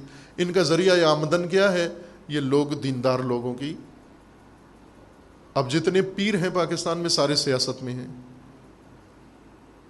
کتنا اہم کردار ہے، آپ نے دیکھا چھائے ہوئے ہیں پاکستان کی سیاست پر، حکومت پر، نظام پر، یہ پیر چھائے ہوئے ہیں۔ ان پیروں کا ذریعہ درآمد کیا ہے؟ کہاں سے یہ کماتے ہیں؟ یہ وہ پیسہ ہے جو لوگ زندگی سے نکال کر آخرت میں انویسٹمنٹ کر رہے ہیں، ان کے پاس سارا کچھ وہ ہے۔ مربع زمین ہے، پیر صاحب کو دے دی، وہ مربع زمین ہے، اس کے اوپر تعلیمی ادارہ بناؤ، اس کے اوپر سکول بناؤ، اس کے اوپر کالج بناؤ، اس کے اوپر مدرسہ بناؤ، اس کے اوپر اپنے بچوں کی تعلیم و تربیت کا انتظام کرو۔ یہ زندگی، یہ حیات، یہ نظام سنوارنے کے لیے یہ اللہ کا دیا ہوا مار اللہ کی راہ میں استعمال کرو آپ۔ یہ مربع پیر کو دینے سے آپ کو نہ دنیا بنی ہے نہ آخرت بنی ہے آپ کی، پیر کے وارے نیارے ہو گئے ہیں، پیر کو سب کچھ مل گیا، کرسی بھی مل گئی، سیٹ بھی مل گئی، اور وزیر بھی ہو گیا، منسٹر بھی ہو گیا۔ مخدوم صاحب کہاں جا پہنچے، اور خادم بیچارہ وہیں پر خوش بیٹھا ہوا ہے کہ یہ مخدوم کی جتنی سیوا کی ہے یہ ساری ادھر آخرت میں محفوظ پڑی ہوئی ہے۔ وہ مخدوم خود ہی آخرت میں جنت میں نہیں جائے گا، آپ کا پیسہ کہاں جا کے جائے گا؟ وہ درست جگہ پر صرف کریں، تشخیص دیں کہ دین ہے کیا، دین کی ترتیب کیا ہے، دین کی ترکیب کیا ہے۔ ہدایت، دین دنیا کے لیے آیا ہے، ہماری اس زندگی کے لیے آیا ہے، دین اسے سنوارنے کے لیے آیا ہے۔ تمام احکام دین، تمام ایک ایک جز، چھوٹا اور بڑا، ہر ایک آپ کی اسی زندگی کو بنانے کے لیے آیا ہے۔ یہ زمینی زندگی، یہ موجودہ زندگی،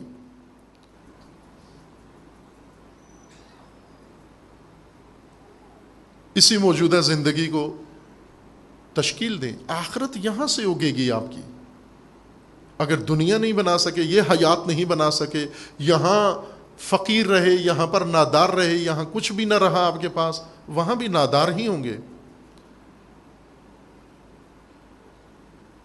دنیا ہم نے سونپ دی, یہ حیات, اس کے زمام, اس کی امور سب سونپ دیے طاغوتوں کو, اور خود آخرت کے لیے کوششیں کرنا, درویش بن کر آخرت کے لیے راہب بن کر کوششیں شروع کر دیں. سید الشہداء علیہ السلام کو اگر یہ ہوتا آخرت کا راستہ تو بہترین معلوم تھا. جس طرح بعض ساتھیوں نے, عزیزوں نے مشورہ بھی دیا کہ یمن کے قریب غاریں ہیں, حجاز اور یمن کے درمیان پہاڑی علاقہ ہے, صحرائی علاقہ ہے, اس کے اندر غاریں ہیں, نیچرل طبعی غاریں بنی ہوئی ہیں, ان غاروں کے اندر جا کر پناہ لے لیں. خوب خدا تک نزدیک ترین راستہ غار نشینی ہوتا تو سید الشہداء کو میدان میں آنا کیا ضرورت پڑی تھی میدان میں آنے. نہ, یہ خدا تک جانے کا راستہ ہے. بشریت کو ظلم سے نجات دینا اس زندگی میں خدا کا راستہ ہے. نظام ستم یہاں سرنگون کرنا خدا تک راستہ ہے. گوشہ نشینی نہیں ہے اللہ کا راستہ.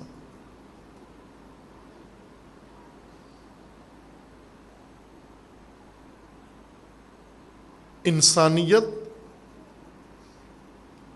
کچھ چیزوں کے نتیجے میں انسان کے اندر پیدا ہوتی ہے. انسانیت کسبی چیز ہے, یعنی وہ چیز ہے جسے ہم نے خود حاصل کرنا ہے, واہبی نہیں ہے. واہبی جو چیزیں اللہ نے دے دی ہیں, ہبہ کر دی ہیں, اللہ نے بخش دی ہیں, ایجاد کر دی ہیں. اور کسبی ان چیزوں کو کہتے ہیں جو انسان نے خود محنت کر کے حاصل کرنی ہے. واہبی چیزیں کچھ دی ہیں اللہ نے آپ کو, جیسے جسم آپ کا واہبی ہے, صلاحیتیں بہت ساری واہبی ہیں, لیکن انسانیت کسبی ہے. یہ بارہا یہ مطلب میں نے عرض کیا ہے. کچھ عرصے سے توفیق کم ہوئی ہے آپ مومنین کی زیارت باقی شہروں کے اندر, تو وہ تکرار بھی کم ہو گیا. خود مجھے محسوس ہو رہا ہے کہ وہ سبق جو بہت زیادہ تکرار کرنا تھا وہ اب تھوڑا ہو گیا ہے. وہ نقطہ پھر آپ کی خدمت میں مقرراً عرض کرتا ہوں جو آپ نے سنا ہوا ہے پہلے سے, کہ ہم اور سب سے درخواست بھی کی ہوئی ہے کہ اس کو بار بار ریپیٹ کریں, تکرار کریں, اتنا کہ رچ جائے ہمارے ذہنوں کے اندر, ازبر ہو جائے, یقین ہو جائے ہمیں اس کے اوپر کہ اللہ نے تمام موجودات مخلوقات کو بنا کر بھیجا ہے, انسان کو بننے کے لیے بھیجا ہے. سب کو اللہ نے مکمل کر کے بھیجا ہے. انسان کو ڈھانچہ بنا کے, ایک قابلیت بنا کر بھیجا ہے کہ خود اس کو اپنے کمال تک پہنچاؤ. تم نے خود انسان بننا ہے. فرشتے کو اللہ نے فرشتہ بنایا, کوئی فرشتہ خود فرشتہ نہیں بنا, ایک فرشتہ بھی خود نہیں بنا, سب کو اللہ نے فرشتہ بنایا. کوئی چیز خود نہیں بنی. زمین کے اوپر, سماوات کے اوپر اور غیر مادی دنیا میں جو کچھ ہے سب کو اللہ نے بنا دیا ہے. تنہا انسان ہے, اسے خدا نے بنایا, نقشہ بنایا, ڈیزائن بنایا اور بنا کر اس کے سپرد کر دیا. سپرد کر کے کہا کہ اب تو نے خود بننا ہے, اس کو پروان تو نے خود چڑھانا ہے.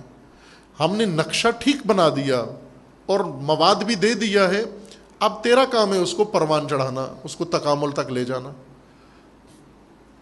انسانیت ہر انسان کے لیے خدا نے رکھ دی ہے کہ تو نے خود حاصل کرنی ہے. اپنی انسانیت تو نے خود لینی ہے, کسی اور نے نہیں دینی.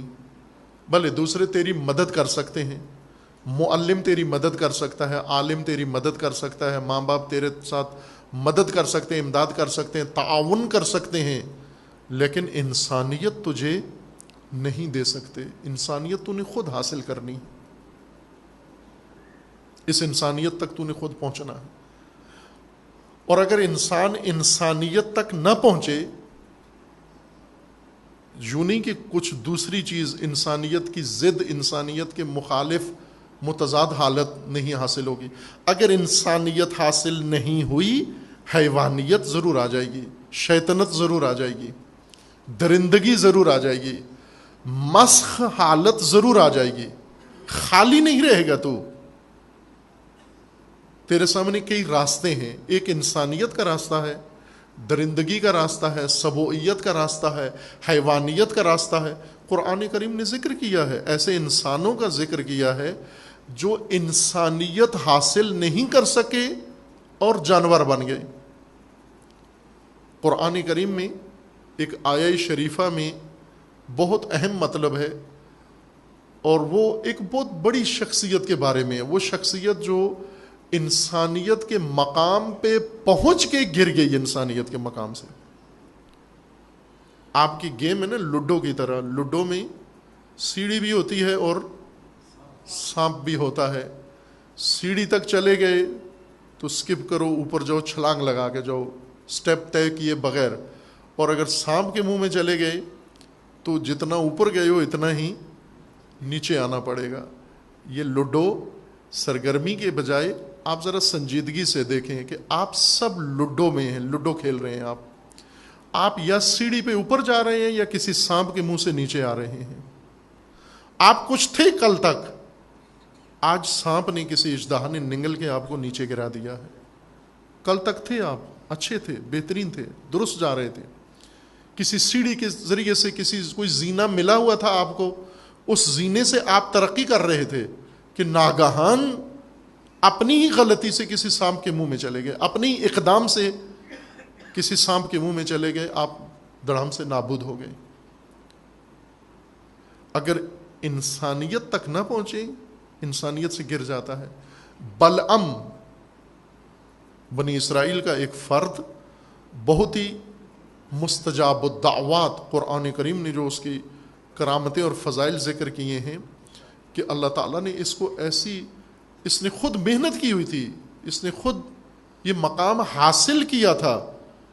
یہ شخص اس کے بارے میں ہے کہ جب انبیاء بھی دعا کرواتے تھے اس کے زمانے کے نبی، تو بلعم سے کہتے تھے دعا کرو، اور بلعم اگر دعا کر دیتا خدا کی ذات کی طرف سے وہ دعا قبول ہو جاتی.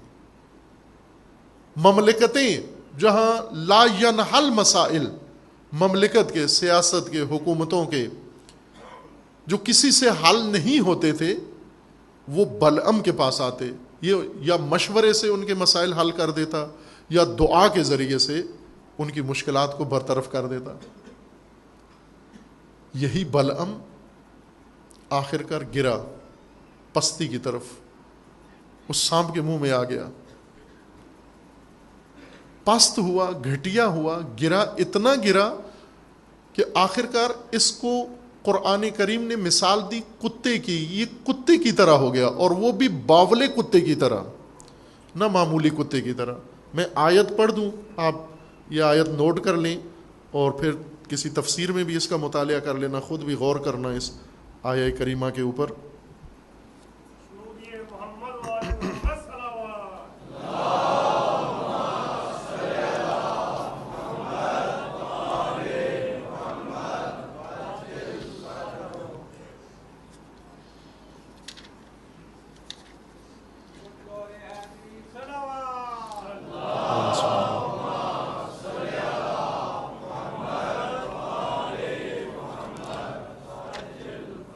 سورہ اعراف آیا 176 میں یہ ماجرا قرآن کریم نے ذکر فرمایا ہے.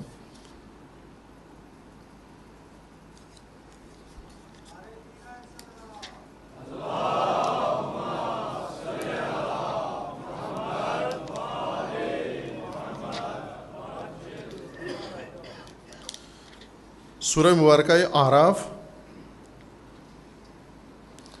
آیا 175 اور 176 میں. وَاتْلُ عَلَيْهِمْ نَبَأَ الَّذِي آتَيْنَاهُ آیَاتِنَا.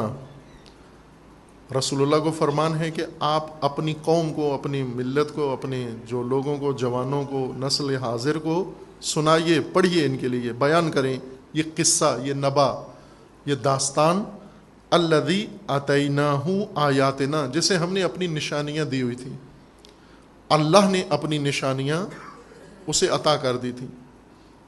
فانسلخ منہا، اور وہ اس مقام سے نکل گیا. فنسلخا، سلخا سلخ، انسلاخ سانپ کا جلد سے باہر آنا ہوتا ہے. آیت کی تفسیر کر رہے تھے، طلبہ سے پوچھا کہ اردو میں سانپ کی وہ جلد جو سانپ اتار دیتا ہے، سانپ کپڑے تبدیل کرتا ہے سال میں ایک دفعہ، ظاہر باقی جانور بھی کرتے ہیں لیکن محسوس نہیں ہوتا. سانپ کا یہ ڈریس چینج کرنا محسوس انداز میں ہوتا ہے کہ وہ پورا اپنی چمڑی سے نکل جاتا ہے اور وہ چمڑی ساری اسی طرح سانپ کی حالت میں پڑی رہتی ہے، جو پنساری ڈھونڈ کے لا کے پھر اس سے تعویذ گنڈے آپ کے لیے. جنتری کا ایک بڑا اہم شعبہ یہی سانپ کی جلد ہے. عرض کیا ہوا نا، جنتری جنتر پر مشتمل مجموعے کو جنتری کہتے ہیں. اور ہندوؤں کے 3 یہ طریقے ہیں، 3 عمل ہیں، جنتر، منتر، تنتر. لفظی ہیں، کتبی ہیں اور عملی. جو لفظی ہو، کتبی ہو، اس کو جنتر کہتے ہیں. جو لکھائی کے ذریعے کیا جائے، لکھ کے زائچے بنائے جائیں، اس کو جنتر کہتے ہیں. لیکن جو زبان سے دہرایا جائے، ورد کیا جائے، وہ اس کو تنتر کہتے ہیں. اور منتر جو عمل سے ہو، خاموشی کے ساتھ عمل، جیسے وہ بنا کے بیٹھ جاتا ہے یوگی یا جو بھی جادوگر ہے، آنکھیں بند کر کے پاؤں پہ پاؤں رکھ کے اس طرح زانو، اور یا کسی قبرستان میں جا کے وہ کام کرتا ہے، یہ کام کرتا ہے، اس کو منتر کہتے ہیں. جو عمل ہو جس کا، جنتر، منتر اور تنتر. مومنین جنتر تک پہنچائے ہیں ترقی کر کے، ابھی 2 سیڑھیاں باقی ہیں ان کی، منتر اور تنتر. کسی ادارے کو توفیق ہو جنتری کے ساتھ منتری اور تنتری بھی پرنٹ کریں، امامیہ کا لقب اس کے اوپر ٹائٹل لگا کے، امامیہ جنتری، امامیہ تنتری، امامیہ منتری.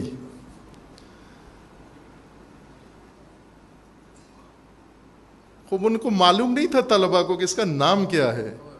یہ جو سانپ اتارتا ہے اپنے کپڑے، جلد اتار دیتا ہے، معلوم نہیں. اب یہاں نہیں امتحانی نام نہیں لیتا ہوں، آپ خود ویسے سوچ لیں آتا ہے نام اس کا، یہ نہیں آتا. جلد سانپ اپنی اتار دیتا ہے. اس کی جلد جب پوسیدہ ہو جاتی ہے، پرانی ہو جاتی ہے، چونکہ وہ زمین پہ گھسیٹتی رہتی ہے تو کھردری ہو جاتی ہے، نیچے سے نئی جلد اگتی ہے، اوپر والی اتر جاتی ہے. اس پرانی جلد سے سانپ کا نکلنا، عربی زبان میں اس کو کہتے ہیں سلاخہ. انسلاخ یعنی سانپ اپنی جلد سے، چمڑی سے نکل گیا، باہر چلا گیا. یہ اصطلاح بنی ہے انسلاخ انسان کے لیے. بنیادی طور پر لغت میں سانپ کے لیے ہے، لیکن جو انسان سانپ کی طرح ہوتے ہیں، جو اپنی جلد سے باہر آ جاتے ہیں، اپنی چمڑی سے باہر آ جاتے ہیں، یعنی اپنی حالت سے باہر آ جاتے ہیں. پہلے ان کی ایک حالت تھی، مومن تھے، اچھے تھے، باوفا تھے، ہمدرد تھے، خیرخواہ تھے، سارے خاندان کے ساتھ اچھے تعلقات تھے، دوستوں کے ساتھ تعلقات تھے. اب جب سے ویزا لگا ہے، جب سے کچھ شادی ہوئی ہے، جب سے پیسہ آیا ہے، جب سے کچھ اور پوسٹ ملی ہے، اس وقت سے اب کسی کو پہچانتے بھی نہیں ہیں. اپنی اس ایمانی حالت سے، وہ جو جلد بنی ہوئی تھی خول، اس سے باہر آ گیا ہے، منسلخ ہو گیا. انسلخا قرآن نے اس شخص کے لیے لکھا کہ یہ کون تھا جس کو ہم نے اپنی نشانیاں دی ہوئی تھیں. یعنی جس طرح موسیٰ نبی تھے اور اللہ نے ان کو نشانیاں اور معجزے دیے ہوئے تھے، اسی طرح اس شخص کو نبأ الذی آتیناہ آیاتنا، جس کو ہم نے اپنی نشانیاں دی ہوئی تھیں، اپنے معجزے اس کو دیے ہوئے تھے، لیکن فانسلخا، یہ کیا ہوا، اس حالت سے باہر آ گیا، اس مقام سے باہر آ گیا، اس مرتبے سے باہر آ گیا، نکل گیا اس مرتبے سے. فَأَتْبَعَهُ الشَّيْطَانُ، اور جو ہی شیطان نے دیکھا کہ یہ اس کھال سے، اس حالت سے باہر آ گیا ہے، بندگی سے باہر آ گیا ہے، انسانیت سے باہر آ گیا ہے. شیطان شکاری ہے، کسی شکار کے بارے میں شیطان بہت پریشان رہتا ہے کہ یہ میرے ہاتھ نہیں آ رہا، کیونکہ محفوظ ہے، دور ہے، میری دسترس سے، میری پہنچ سے باہر ہے. جو شیطان کی پہنچ سے باہر ہے، شیطان کو بہت غصہ ہے ان کے اوپر، منڈلاتا رہتا ہے کہ کوئی تو موقع دو گے، کوئی تو ایسی چیز ہاتھ آئے گی میرے تو میں شکار کروں گا. جو ہی یہ اس حالت سے باہر آیا فوراً شیطان اس کے پیچھے پڑ گیا. فکان من الغاوین، اور اس طرح یہ غاوین میں سے، یا شیطان غاوین میں سے ہے، یا یہ شخص، یہ علامہ، یہ صاحب کرامات، یہ صاحب معجزات جو اتنے عالی مقام تک تھا، یہ غاوین میں سے ہو گیا. وَلَوْ شِئْنَا لَرَفَعْنَاهُ بِهَا، اللہ کا فرمان ہے کہ اگر ہم چاہتے تو جو مقام دے رکھا تھا اس سے بھی اوپر مقامات تھے، اس سے بھی زیادہ بلندیاں اس کو دے سکتے تھے. ہم چاہتے تو اس کو اور زیادہ مقام عالی تک پہنچاتے. وَلَكِنَّهُ أَخْلَدَ إِلَى الْأَرْضِ، لیکن یہ زمین سے چپک گیا، یہ نیچے آ گیا، گر گیا، پست ہو گیا، اور رفت سے کنارہ کش ہو گیا.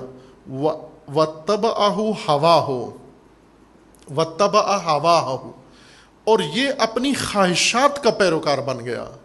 ہدایت خدا کے بجائے اپنی خواہش کا، اپنے جی کا، اپنے من کا پیروکار بن گیا. فَمَثَلُهُ كَمَثَلِ الْكَلْبِ، یہ شخص صاحب معجزات و کرامات کیا ہو گیا؟ کتا. فَمَثَلُهُ كَمَثَلِ الْكَلْبِ، اس کی مثال کتے کی مثال ہے. کون سا کتا؟ ان تحمل علیہ یلہس او تترکہ یلہس، وہ کتا کہ اگر آپ اسے چھیڑیں تو بھی الہاس کرتا ہے، نہ چھیڑیں تو بھی الہاس کرتا ہے. الہاس عربی زبان میں یہ حالت کتے کی آپ نے دیکھی ہوئی ہے کہ کتا بیٹھا ہوا ہو یا کھڑا ہوا ہو یا چل رہا ہو، منہ کھول کے زبان لٹکائے رکھتا ہے اور اس کی زبان سے پانی ٹپک رہا ہوتا ہے، رال ٹپک رہی ہوتی ہے مسلسل.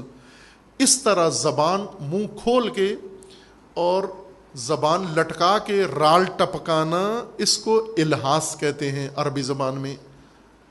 لام ہے دو آنکھوں والی، اور سے اخت و تے تین نقطوں والی تے سے، اس کے ساتھ الہاس کا لفظ بنتا ہے. الہاس منہ کھول کے زبان لٹکا کے رال ٹپکانا، یہ الہاس ہے. یہ وہ کتا بن گیا جو ہمیشہ آپ اسے چھیڑیں یا نہ چھیڑیں، آپ اسے دھتکاریں، اٹھائیں، بھگائیں یا نہ بھگائیں، اس کو ایک جگہ بیٹھا رہے، ہر دو صورتوں میں منہ کھول کے زبان لٹکا کے اور رال ٹپکا رہا ہوتا ہے، یعنی باولا کتا. ہر کتا یہ کام کرتا ہے، لیکن یہ کتوں کی نفسیات کہہ لیں، کتوں کی ذات کا ایک حصہ ہے کہ کتے کو پسینہ نہیں آتا. وہ اپنا بدن ٹھنڈا کرنے کے لیے منہ اس لیے کھولتا ہے. آپ دیکھیں ہوں گے وہ بیٹھے بیٹھے بھی گرمی جوں بڑھتی جاتی ہے منہ کھول دیتا ہے، منہ لٹکا لیتا ہے زبان.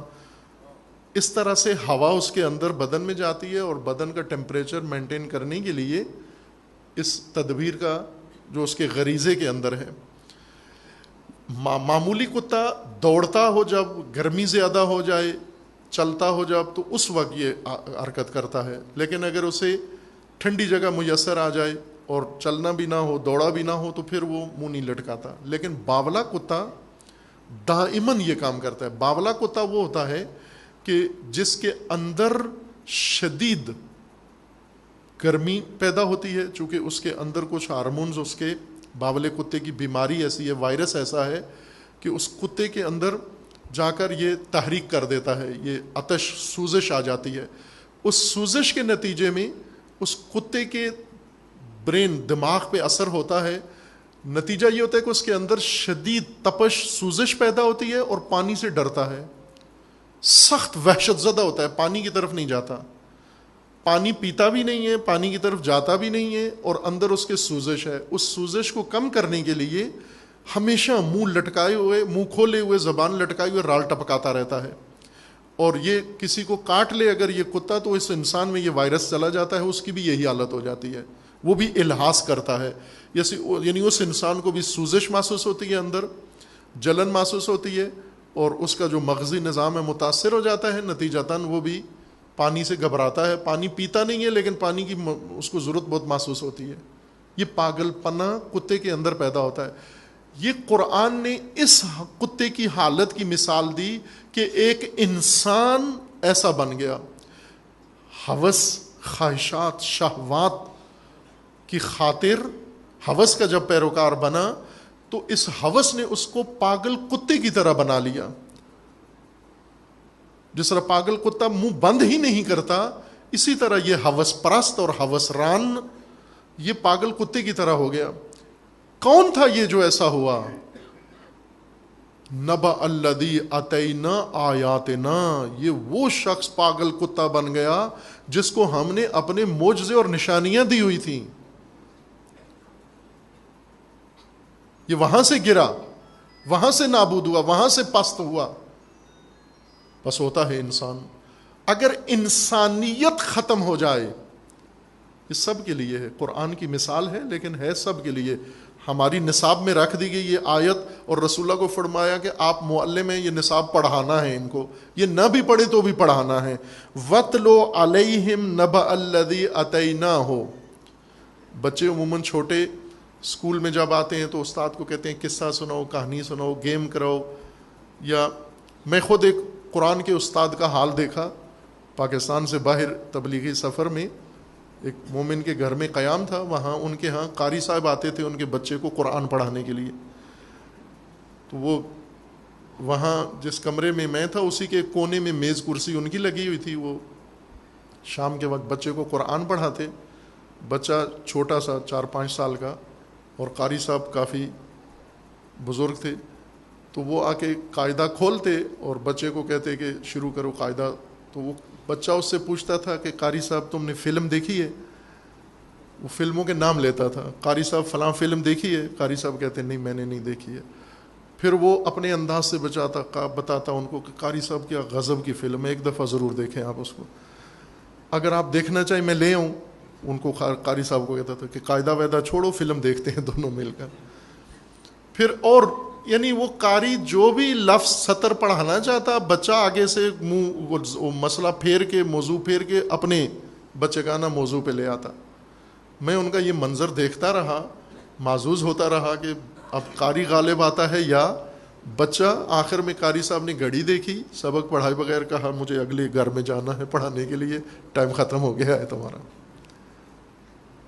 پھر وہ صاحب آئے تو میں نے انہیں بتایا کہ یہ آپ کا بچہ اس طرح سے قرآن پڑھ رہا ہے. اور وہیں سے ذہن ادھر گیا کہ یہ کام تو قوم ہماری ساری علماء کے ساتھ کر رہی ہے. عالم دین جب سٹیج پہ آ کے بیٹھتا ہے تو سامنے قوم یہی کہتی ہے فلم سناؤ، کوئی کہانی سناؤ، کوئی انٹرٹینمنٹ دو ہمیں، وہ کوئی قصہ سنو. عالم کو اپنی بات ہی نہیں کرنے دیتے. عالم سے تقاضے اتنے ہیں، ڈیمانڈ اتنی ہے، اور وہ بھی انہی میں الجھا رہتا ہے. چونکہ اسے پتہ ہے کہ معاوضہ، یہ ٹیوشن پڑھا رہا تھا. ٹیوشن کا مطلب کہ قاعدہ پڑھانے کے پیسے لینے ہیں، اس کو تنخواہ لینی ہے، گھڑی بھی ساتھ ہے، اتنی دیر میں نے قاعدہ پڑھانا ہے، آخر میں پیسے لینے ہیں. میں قوم ہدایت کیسے پائے؟ بچے قرآن کیسے پڑھیں گے؟ رسول اللہ کو فرمایا کہ یہ ممکن ہے آپ کو ادھر ادھر ٹالیں، یہ بھی آپ کو باتوں میں لگا لیں، لیکن آپ نے باتوں میں نہیں لگنا. وَاتْلُ عَلَيْهِمْ نَبَأَ الَّذِي، اس کا قصہ ضرور سنانا ان کو، باندھ کے سنانا، پکڑ کے سنانا ان کو.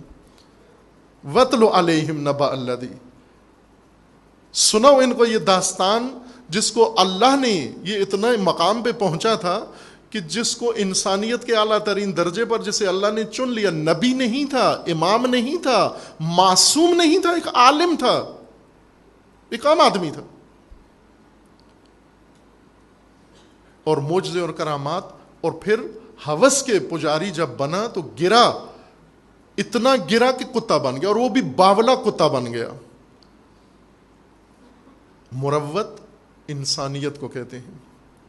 مروت اپنے اندر کاشت کرنا پڑتی ہے. مروت کسبی چیز ہے، انسانیت حاصل کرنی ہے سب نے، فرد نے، ہم سب نے. اصل کام دنیا میں آنا اسی کام کے لیے آئے ہیں ہم، انسانیت حاصل کرنے کے لیے، انسانیت کے مقام تک پہنچنے کے لیے عزیزان. لیکن ہمیں معلوم ہونا چاہیے کہ انسانیت کیسے آتی ہے اور انسانیت زائل کیسے ہو جاتی ہے. انسانیت سے گر کے انسان باولا کتا کیسے بن جاتا ہے؟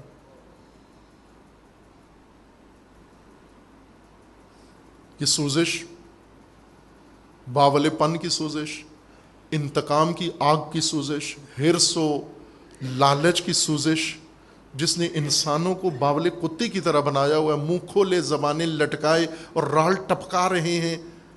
انہیں معلوم نہیں تھا کہ اللہ نے ہمیں اشرف المخلوقات انسان بنایا ہے، مقام انسانیت تک پہنچایا ہے۔ یہ انسانیت خود حاصل کرنی ہے۔ کیسے حاصل کریں؟ اس مروت تک کیسے پہنچیں ہم؟ مروت کے پھر آگے آثار ہیں، نتیجے ہیں۔ میں لایا ہوں کتاب، آج کی گفتگو میں شاید نہ پہنچ سکوں۔ معصومین اہل بیت علیہ السلام نے مروت کے آثار بتائے، ثمرات، پھل، کہ اگر کسی انسان کے اندر، کسی مر کے اندر مروت آ جائے، مردانگی آ جائے، وہ پھل جو لگتے ہیں وہ کیا ہیں؟ بہت خوبصورت ہے، بہت زیبا داستان ہے، مروت ہے۔ اور اگر گر جائے، مروت میں نہ پہنچے، انسانیت حاصل نہ کرے، پھر یہ اس حالت سے دوچار ہو سکتا ہے، جس کی مثال سورہ آراف میں قرآن کریم نے ذکر فرمائی ہے۔ ان تحمل علیہ یلحس او تترکہ یلحس، اسے چھیڑو نہ چھیڑو، یہ آواز کھو بیٹھا ہے اپنا۔ مروت کے لیے امام حسین علیہ الصلوۃ والسلام فرماتے ہیں کہ وفا بیج ہے مروت کا۔ مقام انسانیت پہ پہنچنا چاہتے ہو، مروت اپنے اندر پیدا کرنا چاہتے ہو، تو وفا کا بیج اپنے اندر کاشت کرو، وفا اپناؤ، وفادار بنو، اس سے تمہارے اندر انسانیت پیدا ہو جائے گی۔ اور جب انسانیت پیدا ہوگی تو وہ آثار جو قرآن کریم نے ذکر فرمائے اور ائمہ ہدا اور اہل بیت علیہ السلام نے ذکر فرمائے ہیں، وہ سب کچھ تمہارے اندر، تمہارے وجود میں، تمہاری قوم میں، ملک میں، مملکت میں، تمہاری نسلوں میں، تمہاری اولادوں میں، تمہاری ذریت میں، وہ اولاد مروت، وہ آثار مروت کے خدا ایجاد کر دے گا۔ پھر ہو جاؤ گے انسان کہلانے کے قابل۔ اور یہ بے مروتی ہے۔ امام حسین علیہ السلام اس نیک مجمع کے اندر انہیں دعوت قیام دے رہے ہیں، لیکن وہ قائم ہونے کی سقت نہیں رکھتے۔ کیوں نہیں رکھتے؟ چونکہ انسانیت کھو چکے تھے، مروت ختم ہو گئی تھی ان کے اندر، مردانگی نہیں تھی ان کے اندر، نامرد نکلے۔ کیوں اس مقام تک آ پہنچے؟ رسول اللہ نے تو انہیں بہت اعلیٰ درجے تک پہنچایا تھا، وہاں سے گر کیسے گئے یہ نیچے؟ اتباع ہوا، ہوس کی وجہ سے گر گئے۔ اور آج ان کی حالت یہ ہے کہ سمن بکمن امیون، امام حسین علیہ السلام انہیں بلا رہے ہیں، نہ دیکھتے ہیں، نہ سنتے ہیں، نہ بولتے ہیں۔ اس مقام تک گرے، شر دابہ کی حیثیت اختیار کر گئے۔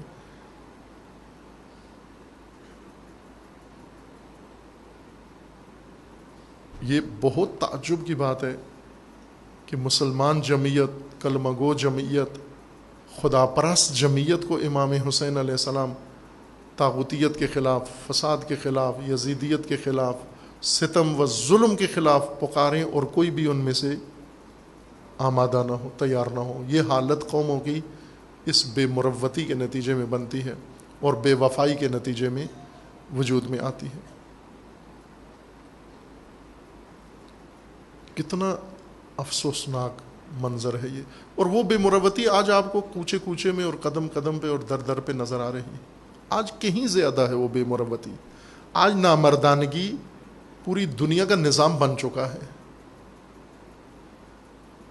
اس وقت پھر وہ اتنے پیدا ہو گئے بامروت انسان، سید الشہداء کے ساتھ اتنے بامروت تھے۔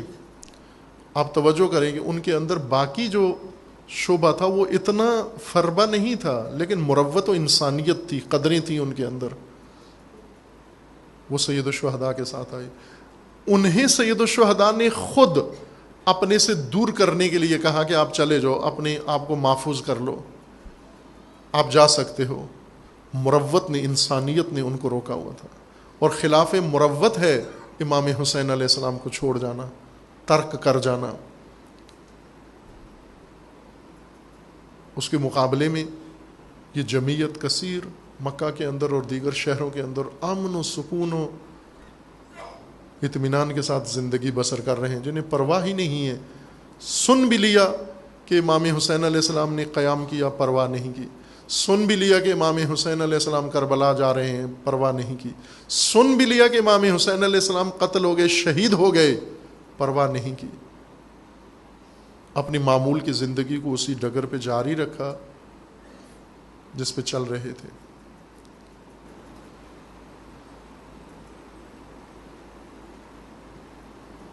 لیکن جو باوفا تھے وہ واقعاً باوفا تھے۔ آپ مروت کے سبق کربلا میں دیکھیں، مروت کی داستان کربلا میں تلاش کریں، کہاں یہ لوگ جن میں سید الشہداء خطبہ دے رہے ہیں اور کہاں وہ وفادار جو کربلا میں گئے۔ آپ حضرت ابوالفضل العباس علیہ السلام کو اسی عنوان سے پہچانتے ہیں، باوفا کے طور پر، عباس باوفا۔ حقیقت یہ ہے کہ اوج، مقام اوج پہ ہیں سید الشہداء کے ساتھیوں میں سے حضرت ابوالفضل وفا کے اوج پر ہیں، عروج پر ہیں، معراج پر ہیں۔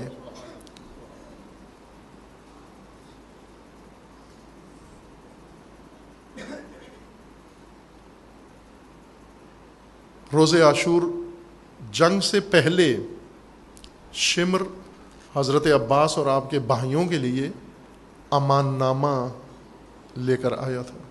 امان نامہ، آج ہمیں کوئی چٹ لکھ کے دے دے کہ آپ پولیس سے محفوظ ہیں، تھانے سے محفوظ ہیں، جیل سے محفوظ ہیں، سر آنکھوں پہ لکھے، کتنا ہمارے لیے خوشی کا مقام ہے کہ ہمیں زندان سے بچانے کے لیے کسی نے لیٹر دیا اور وہ ہمارے کام آ گیا۔ ہمیں نقصان سے بچانے کے لیے اگر کسی نے سفارش کر دی، کتنا احترام ہے اس شخص کا۔ اور مقتل میں، موت سے بچانے کے لیے اگر ایک شخص ہمدردی کرے اور جا کر حکومت سے باقاعدہ وہ پروانہ لکھوا کر لائے۔ اور روز عاشور جنگ سے پہلے اللہ صبح لے کر آیا شمر حضرت عباس اور آپ کے بھائیوں کے لیے، ام البنین کے بیٹوں کے لیے امان نامہ کہ چونکہ آپ کی والدہ میرے قبیلے سے ہیں، اس قبائلی تعلق اور قرابت داری کے نتیجے میں میں عبید اللہ سے خصوصی امان نامہ لے کر آیا ہوں کہ آپ سید الشہداء کو چھوڑ دیں، چلے جائیں کربلا کے میدان سے، آپ کو کوئی پریشان نہیں کرے گا، آپ سے کوئی سروکار نہیں۔ حضرت عباس اس کی بات سننے کے لیے تیار نہیں ہوئے،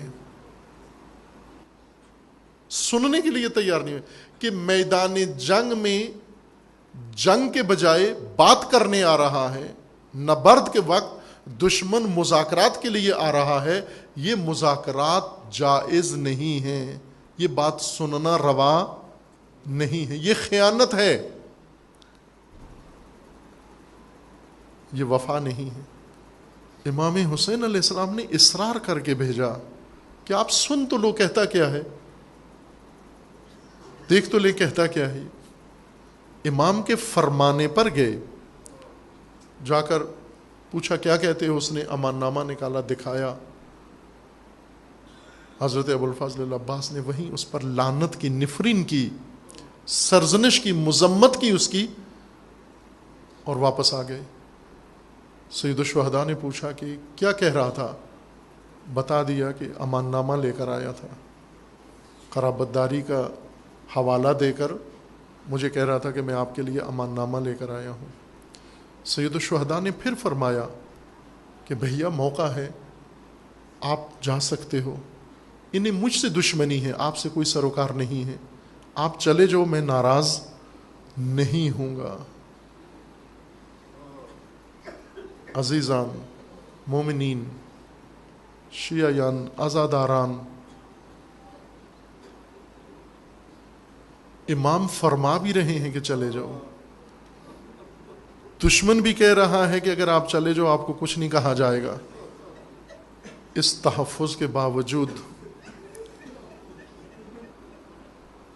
پھر بھی جان دینے کے لیے، تن کٹانے کے لیے، بازو کٹانے کے لیے وہیں پر قائم رہنا، یہ انسانیت، یہ مروت کہاں سے آتی ہے؟ یہ وہ مروت ہے معلم انسانیت نے عطا کی ہے۔ یہ حسین علیہ السلام کا درس ہے، یہ پرورش امام حسین علیہ السلام ہے، یہ مکتب علی کا پروردہ انسان ہے، یہ انسانیت کے اعلیٰ ترین درجے پر فائز ہے۔ جواز موجود ہے، اجازت موجود ہے، اذن موجود ہے، رخصت موجود ہے، کون سی چیز جانے نہیں دے رہی؟ مروت، انسانیت۔ کیوں مروت کا یہ درجہ حاصل ہوا؟ چونکہ وفا ہے۔ اور پھر دوسرا منظر کربلا میں ساری دنیا نے مروت و وفا کا دیکھا کہ جب حضرت ابوالفضل العباس تشنگی کے عالم میں اپنے امام کے فرمان پر بچوں کے لیے پانی لینے کے لیے نہر فرات پہ پہنچے، جنگ کا ارادہ بھی ہے، اذن جہاد مل چکا ہے، جنگ بھی کرنی ہے، تشنگی غالب ہے اور تشنگی رکاوٹ بھی ہے جنگ کے اندر۔ اگر پیاس بجھ جائے تو گھونٹ پانی پی لیا جائے۔ حضرت عباس جنگ کا نقشہ بدل سکتے ہیں، پانی میں پہنچتے ہیں، پانی سے مشکیزہ بھرتے ہیں اور پانی اپنے چلو میں لے کر اس میں اپنا چہرہ دیکھتے ہیں اور اپنے نفس کو خطاب کرتے ہیں، اے نفس عباس تو پیاسا ہے، تو تشنا ہے،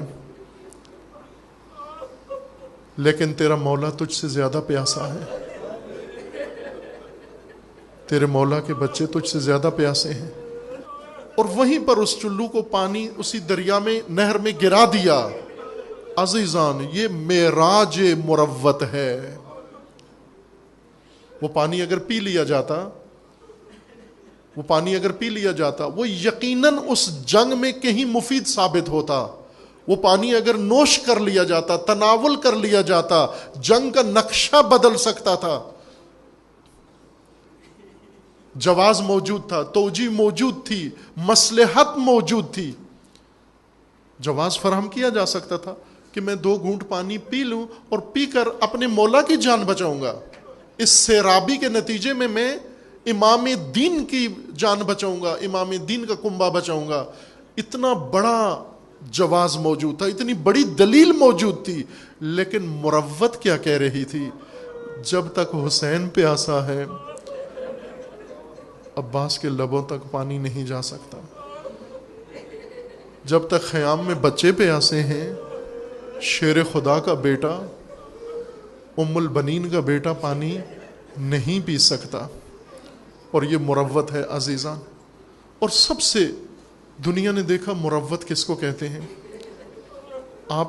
خدا آپ سب کو نصیب کرے، آپ گئے بھی ہیں کربلا میں، جا کر زیارات کر کے آئے ہیں۔ سید الشہداء اور دیگر جو شہداء کے مزار ہیں، کچھ تو قبائل والے اپنے اپنے عزیزوں کے جنازے اٹھا کے لے گئے، انہیں جا کے علیحدہ دفن کر دیا، جیسے جناب حر کا مزار کربلا سے ذرا سید الشہداء سے ہٹ کر ہے، چونکہ ان کے خاندان والے آئے، وہ اپنے اپنے جنازے اٹھا کے لے گئے، اپنے اپنے قبرستان میں یا اپنے قبیلے کے پاس دفن کر دیا۔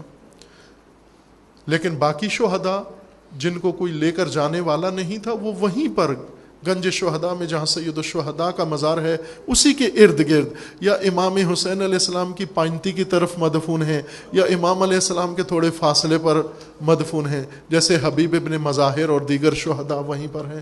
لیکن ایک مزار آج بھی اور قیامت تک ساری دنیا کو کچھ کہہ رہا ہے، وہ امام حسین کے مزار سے تھوڑے فاصلے پر ہے۔ وہ دور ہے، وہ مزار، وہ کیوں دور بنا؟ اس کی دوری کا سبب کیا ہے؟ اس مزاروں کا فاصلہ کیا ہے؟ یہ 2 حرم ایک دوسرے سے علیحدہ کیوں ہیں؟ عزیزان، یہ داستان مروت ہے، یہ وفا ہے، یہ وفا کا مزار ہے، یہ مروت کا مزار ہے۔ مروت نے اجازت نہیں دی، مروت گوارا نہیں کر رہی تھی۔ کس لیے؟ مولا جب سید الشہداء اپنے بھیا کے لاش پر پہنچے، روایات میں ہے کہ حضرت ابوالفضل العباس کی سانسیں جاری تھیں۔ سید الشہداء علیہ السلام نے وہ گرز جو لگا تھا سر میں، اس شک سے، اس زخم سے خون آنکھوں میں آ گیا۔ امام حسین علیہ السلام نے اپنے ہاتھوں سے وہ خون صاف کیا اور اپنی آغوش میں بھیا کا سر رکھا اور سر پر ہاتھ پھیرتے ہوئے زخمی پیشانی پر ہاتھ پھیرتے ہوئے فرمایا کہ عباس مجھے معلوم ہے بہت تکلیف ہو رہی ہے، بہت درد ہو رہا ہے، بہت کرب کے عالم ہے عباس، میں ابھی آپ کو خیمے لے جاتا ہوں، بیبیاں مرہم کریں گی، بہنیں مرہم کریں گی، میرے بھیا آرام آ جائے گا۔ اس وقت سے جناب عباس نے آنکھیں کھولیں، پرخون آنکھیں، خون سے بھری ہوئی آنکھیں کھولیں اور ہلکی سی جنبش سے اشارہ کیا کہ مولا مجھے خیمے لے کر نہیں جانا، مجھے خیمے لے کر نہیں جانا۔ کیوں نہیں لے کر جانا؟ اس لیے کہ اے مولا کہ جب میں پانی نہیں پہنچا سکا، جب میں تشنگی برطرف نہیں کر سکا، اب میں کس طرح ان پیاسے بچوں کو اپنی لاش کا دکھا سکوں؟ وہ لاش یہیں پر رہنے دیں۔ سید الشہداء نے وہ لاش وہیں پہ رکھی اور اٹھے، مشکیزہ اٹھایا، علم اٹھایا، نیزہ اٹھایا، اور جب تنہا خیام کی طرف واپس آئے تو بچوں میں کوہرام مچ گیا کہ بچوں اب کوئی پیاس بجھانے والا نہیں ہے۔ اور اس وقت زینب علیہ نے فرمایا بیبیوں پردے، بیبیوں اپنے حجاب، اب تمہارے پردوں کا محافظ نہیں رہا۔ اللہ لعنت اللہ علی الظالمین۔ فَسَيَعْلَمُ الَّذِينَ ظَلَمُوا أَيَّ مُنْقَلَبٍ يَنْقَلِبُونَ اللهم بحق اسمك العظيم الأعظم الأعز الأجل الأكرم یا اللہ یا اللہ یا اللہ یا اللہ یا اللہ یا اللہ یا اللہ یا اللہ یا اللہ یا اللہ۔ خدا بندہ بحق اسماء حسنہ خود، بحق اولیاء، بحق شہداء، بحق سید الشہداء، بحق شہداء کربلا، پروردگارہ ہمارے اس قلیل سے ذکر کو اپنی بارگاہ میں قبول فرما، مومنین کے اس اخلاص و خلوص کو شرف قبولیت عطا فرما، جو مومنین اس دنیا سے رحلت کر گئے انہیں جوار رحمت میں مقام نصیب عطا فرما، جو مریض ہیں علیل ہیں انہیں شفاء کاملہ نصیب فرما، جو صاحب حاجات ہیں پروردگارہ ان کی حاجات کو برآوردہ فرما، جو ملتمس دعائیں ان کی دعاؤں کو مستجاب فرما، پروردگارہ جو کسی مصیبت مشکل میں گرفتار ہیں ان کی مشکلات کو برطرف فرما، جو بے گناہ اسیر ہیں پروردگارہ انہیں عزت کے ساتھ رہائی عطا فرما، جو زائرین کربلا معلیٰ میں مشرف ہیں پروردگارہ حفظ و حفاظت کے ساتھ، امن و امان کے ساتھ پروردگارہ مقبول زیارات کے ساتھ انہیں اپنے خاندانوں میں واپس پلٹا۔ خدا بندہ تمام مظلومین عالم کی مدد فرما، تمام مظلومین کو اس ظلم و ستم سے نجات عطا فرما، مظلومین یمن کی مدد فرما، مظلومین بحرین کی مدد فرما، مظلومین لبنان و شام کی مدد فرما، مظلومین عراق کی مدد فرما، مظلومین نائجیریا کی مدد فرما، خدا بندہ مظلومین کشمیر و فلسطین کی مدد فرما، پروردگارہ بحق محمد و آل محمد مملکت پاکستان کی حفاظت فرما، اس ملک کو دشمنوں کے شر سے محفوظ فرما، ملک کے اندر امن و امان قائم فرما، ملک کے ساتھ خیانت کرنے والوں کو رسوا فرما، خدا بندہ اپنے ولی حق ولی اللہ العظم اجل اللہ تعالی فرج و شریف کا جلد از جلد ظہور فرما، ہمیں حضرت کے اعوان و انصار میں سے ہونے کی توفیق عطا فرما، تمام مرحومین کے لیے مومنین و مومنات، شرکائے مجلس، بانیان مجلس، منتظمین مجلس کے مرحومین کے لیے، شہداء اسلام کے لیے، اور بالخصوص امام شہداء حضرت امام خمینی رضوان اللہ تعالیٰ علیہ کے لیے سورہ فاتحہ۔ بسم اللہ الرحمن الرحیم، الحمد للہ رب العالمین، الرحمن الرحیم، مالک یوم الدین، ایاک نعبد و ایاک نستعین، اہدنا الصراط المستقیم، صراط الذین انعمت علیہم غیر المغضوب علیہم ولا الضالین۔ اللہم تقبل منا انک انت السمیع العلیم برحمتک یا ارحم الراحمین۔ صلوات پڑھیے محمد۔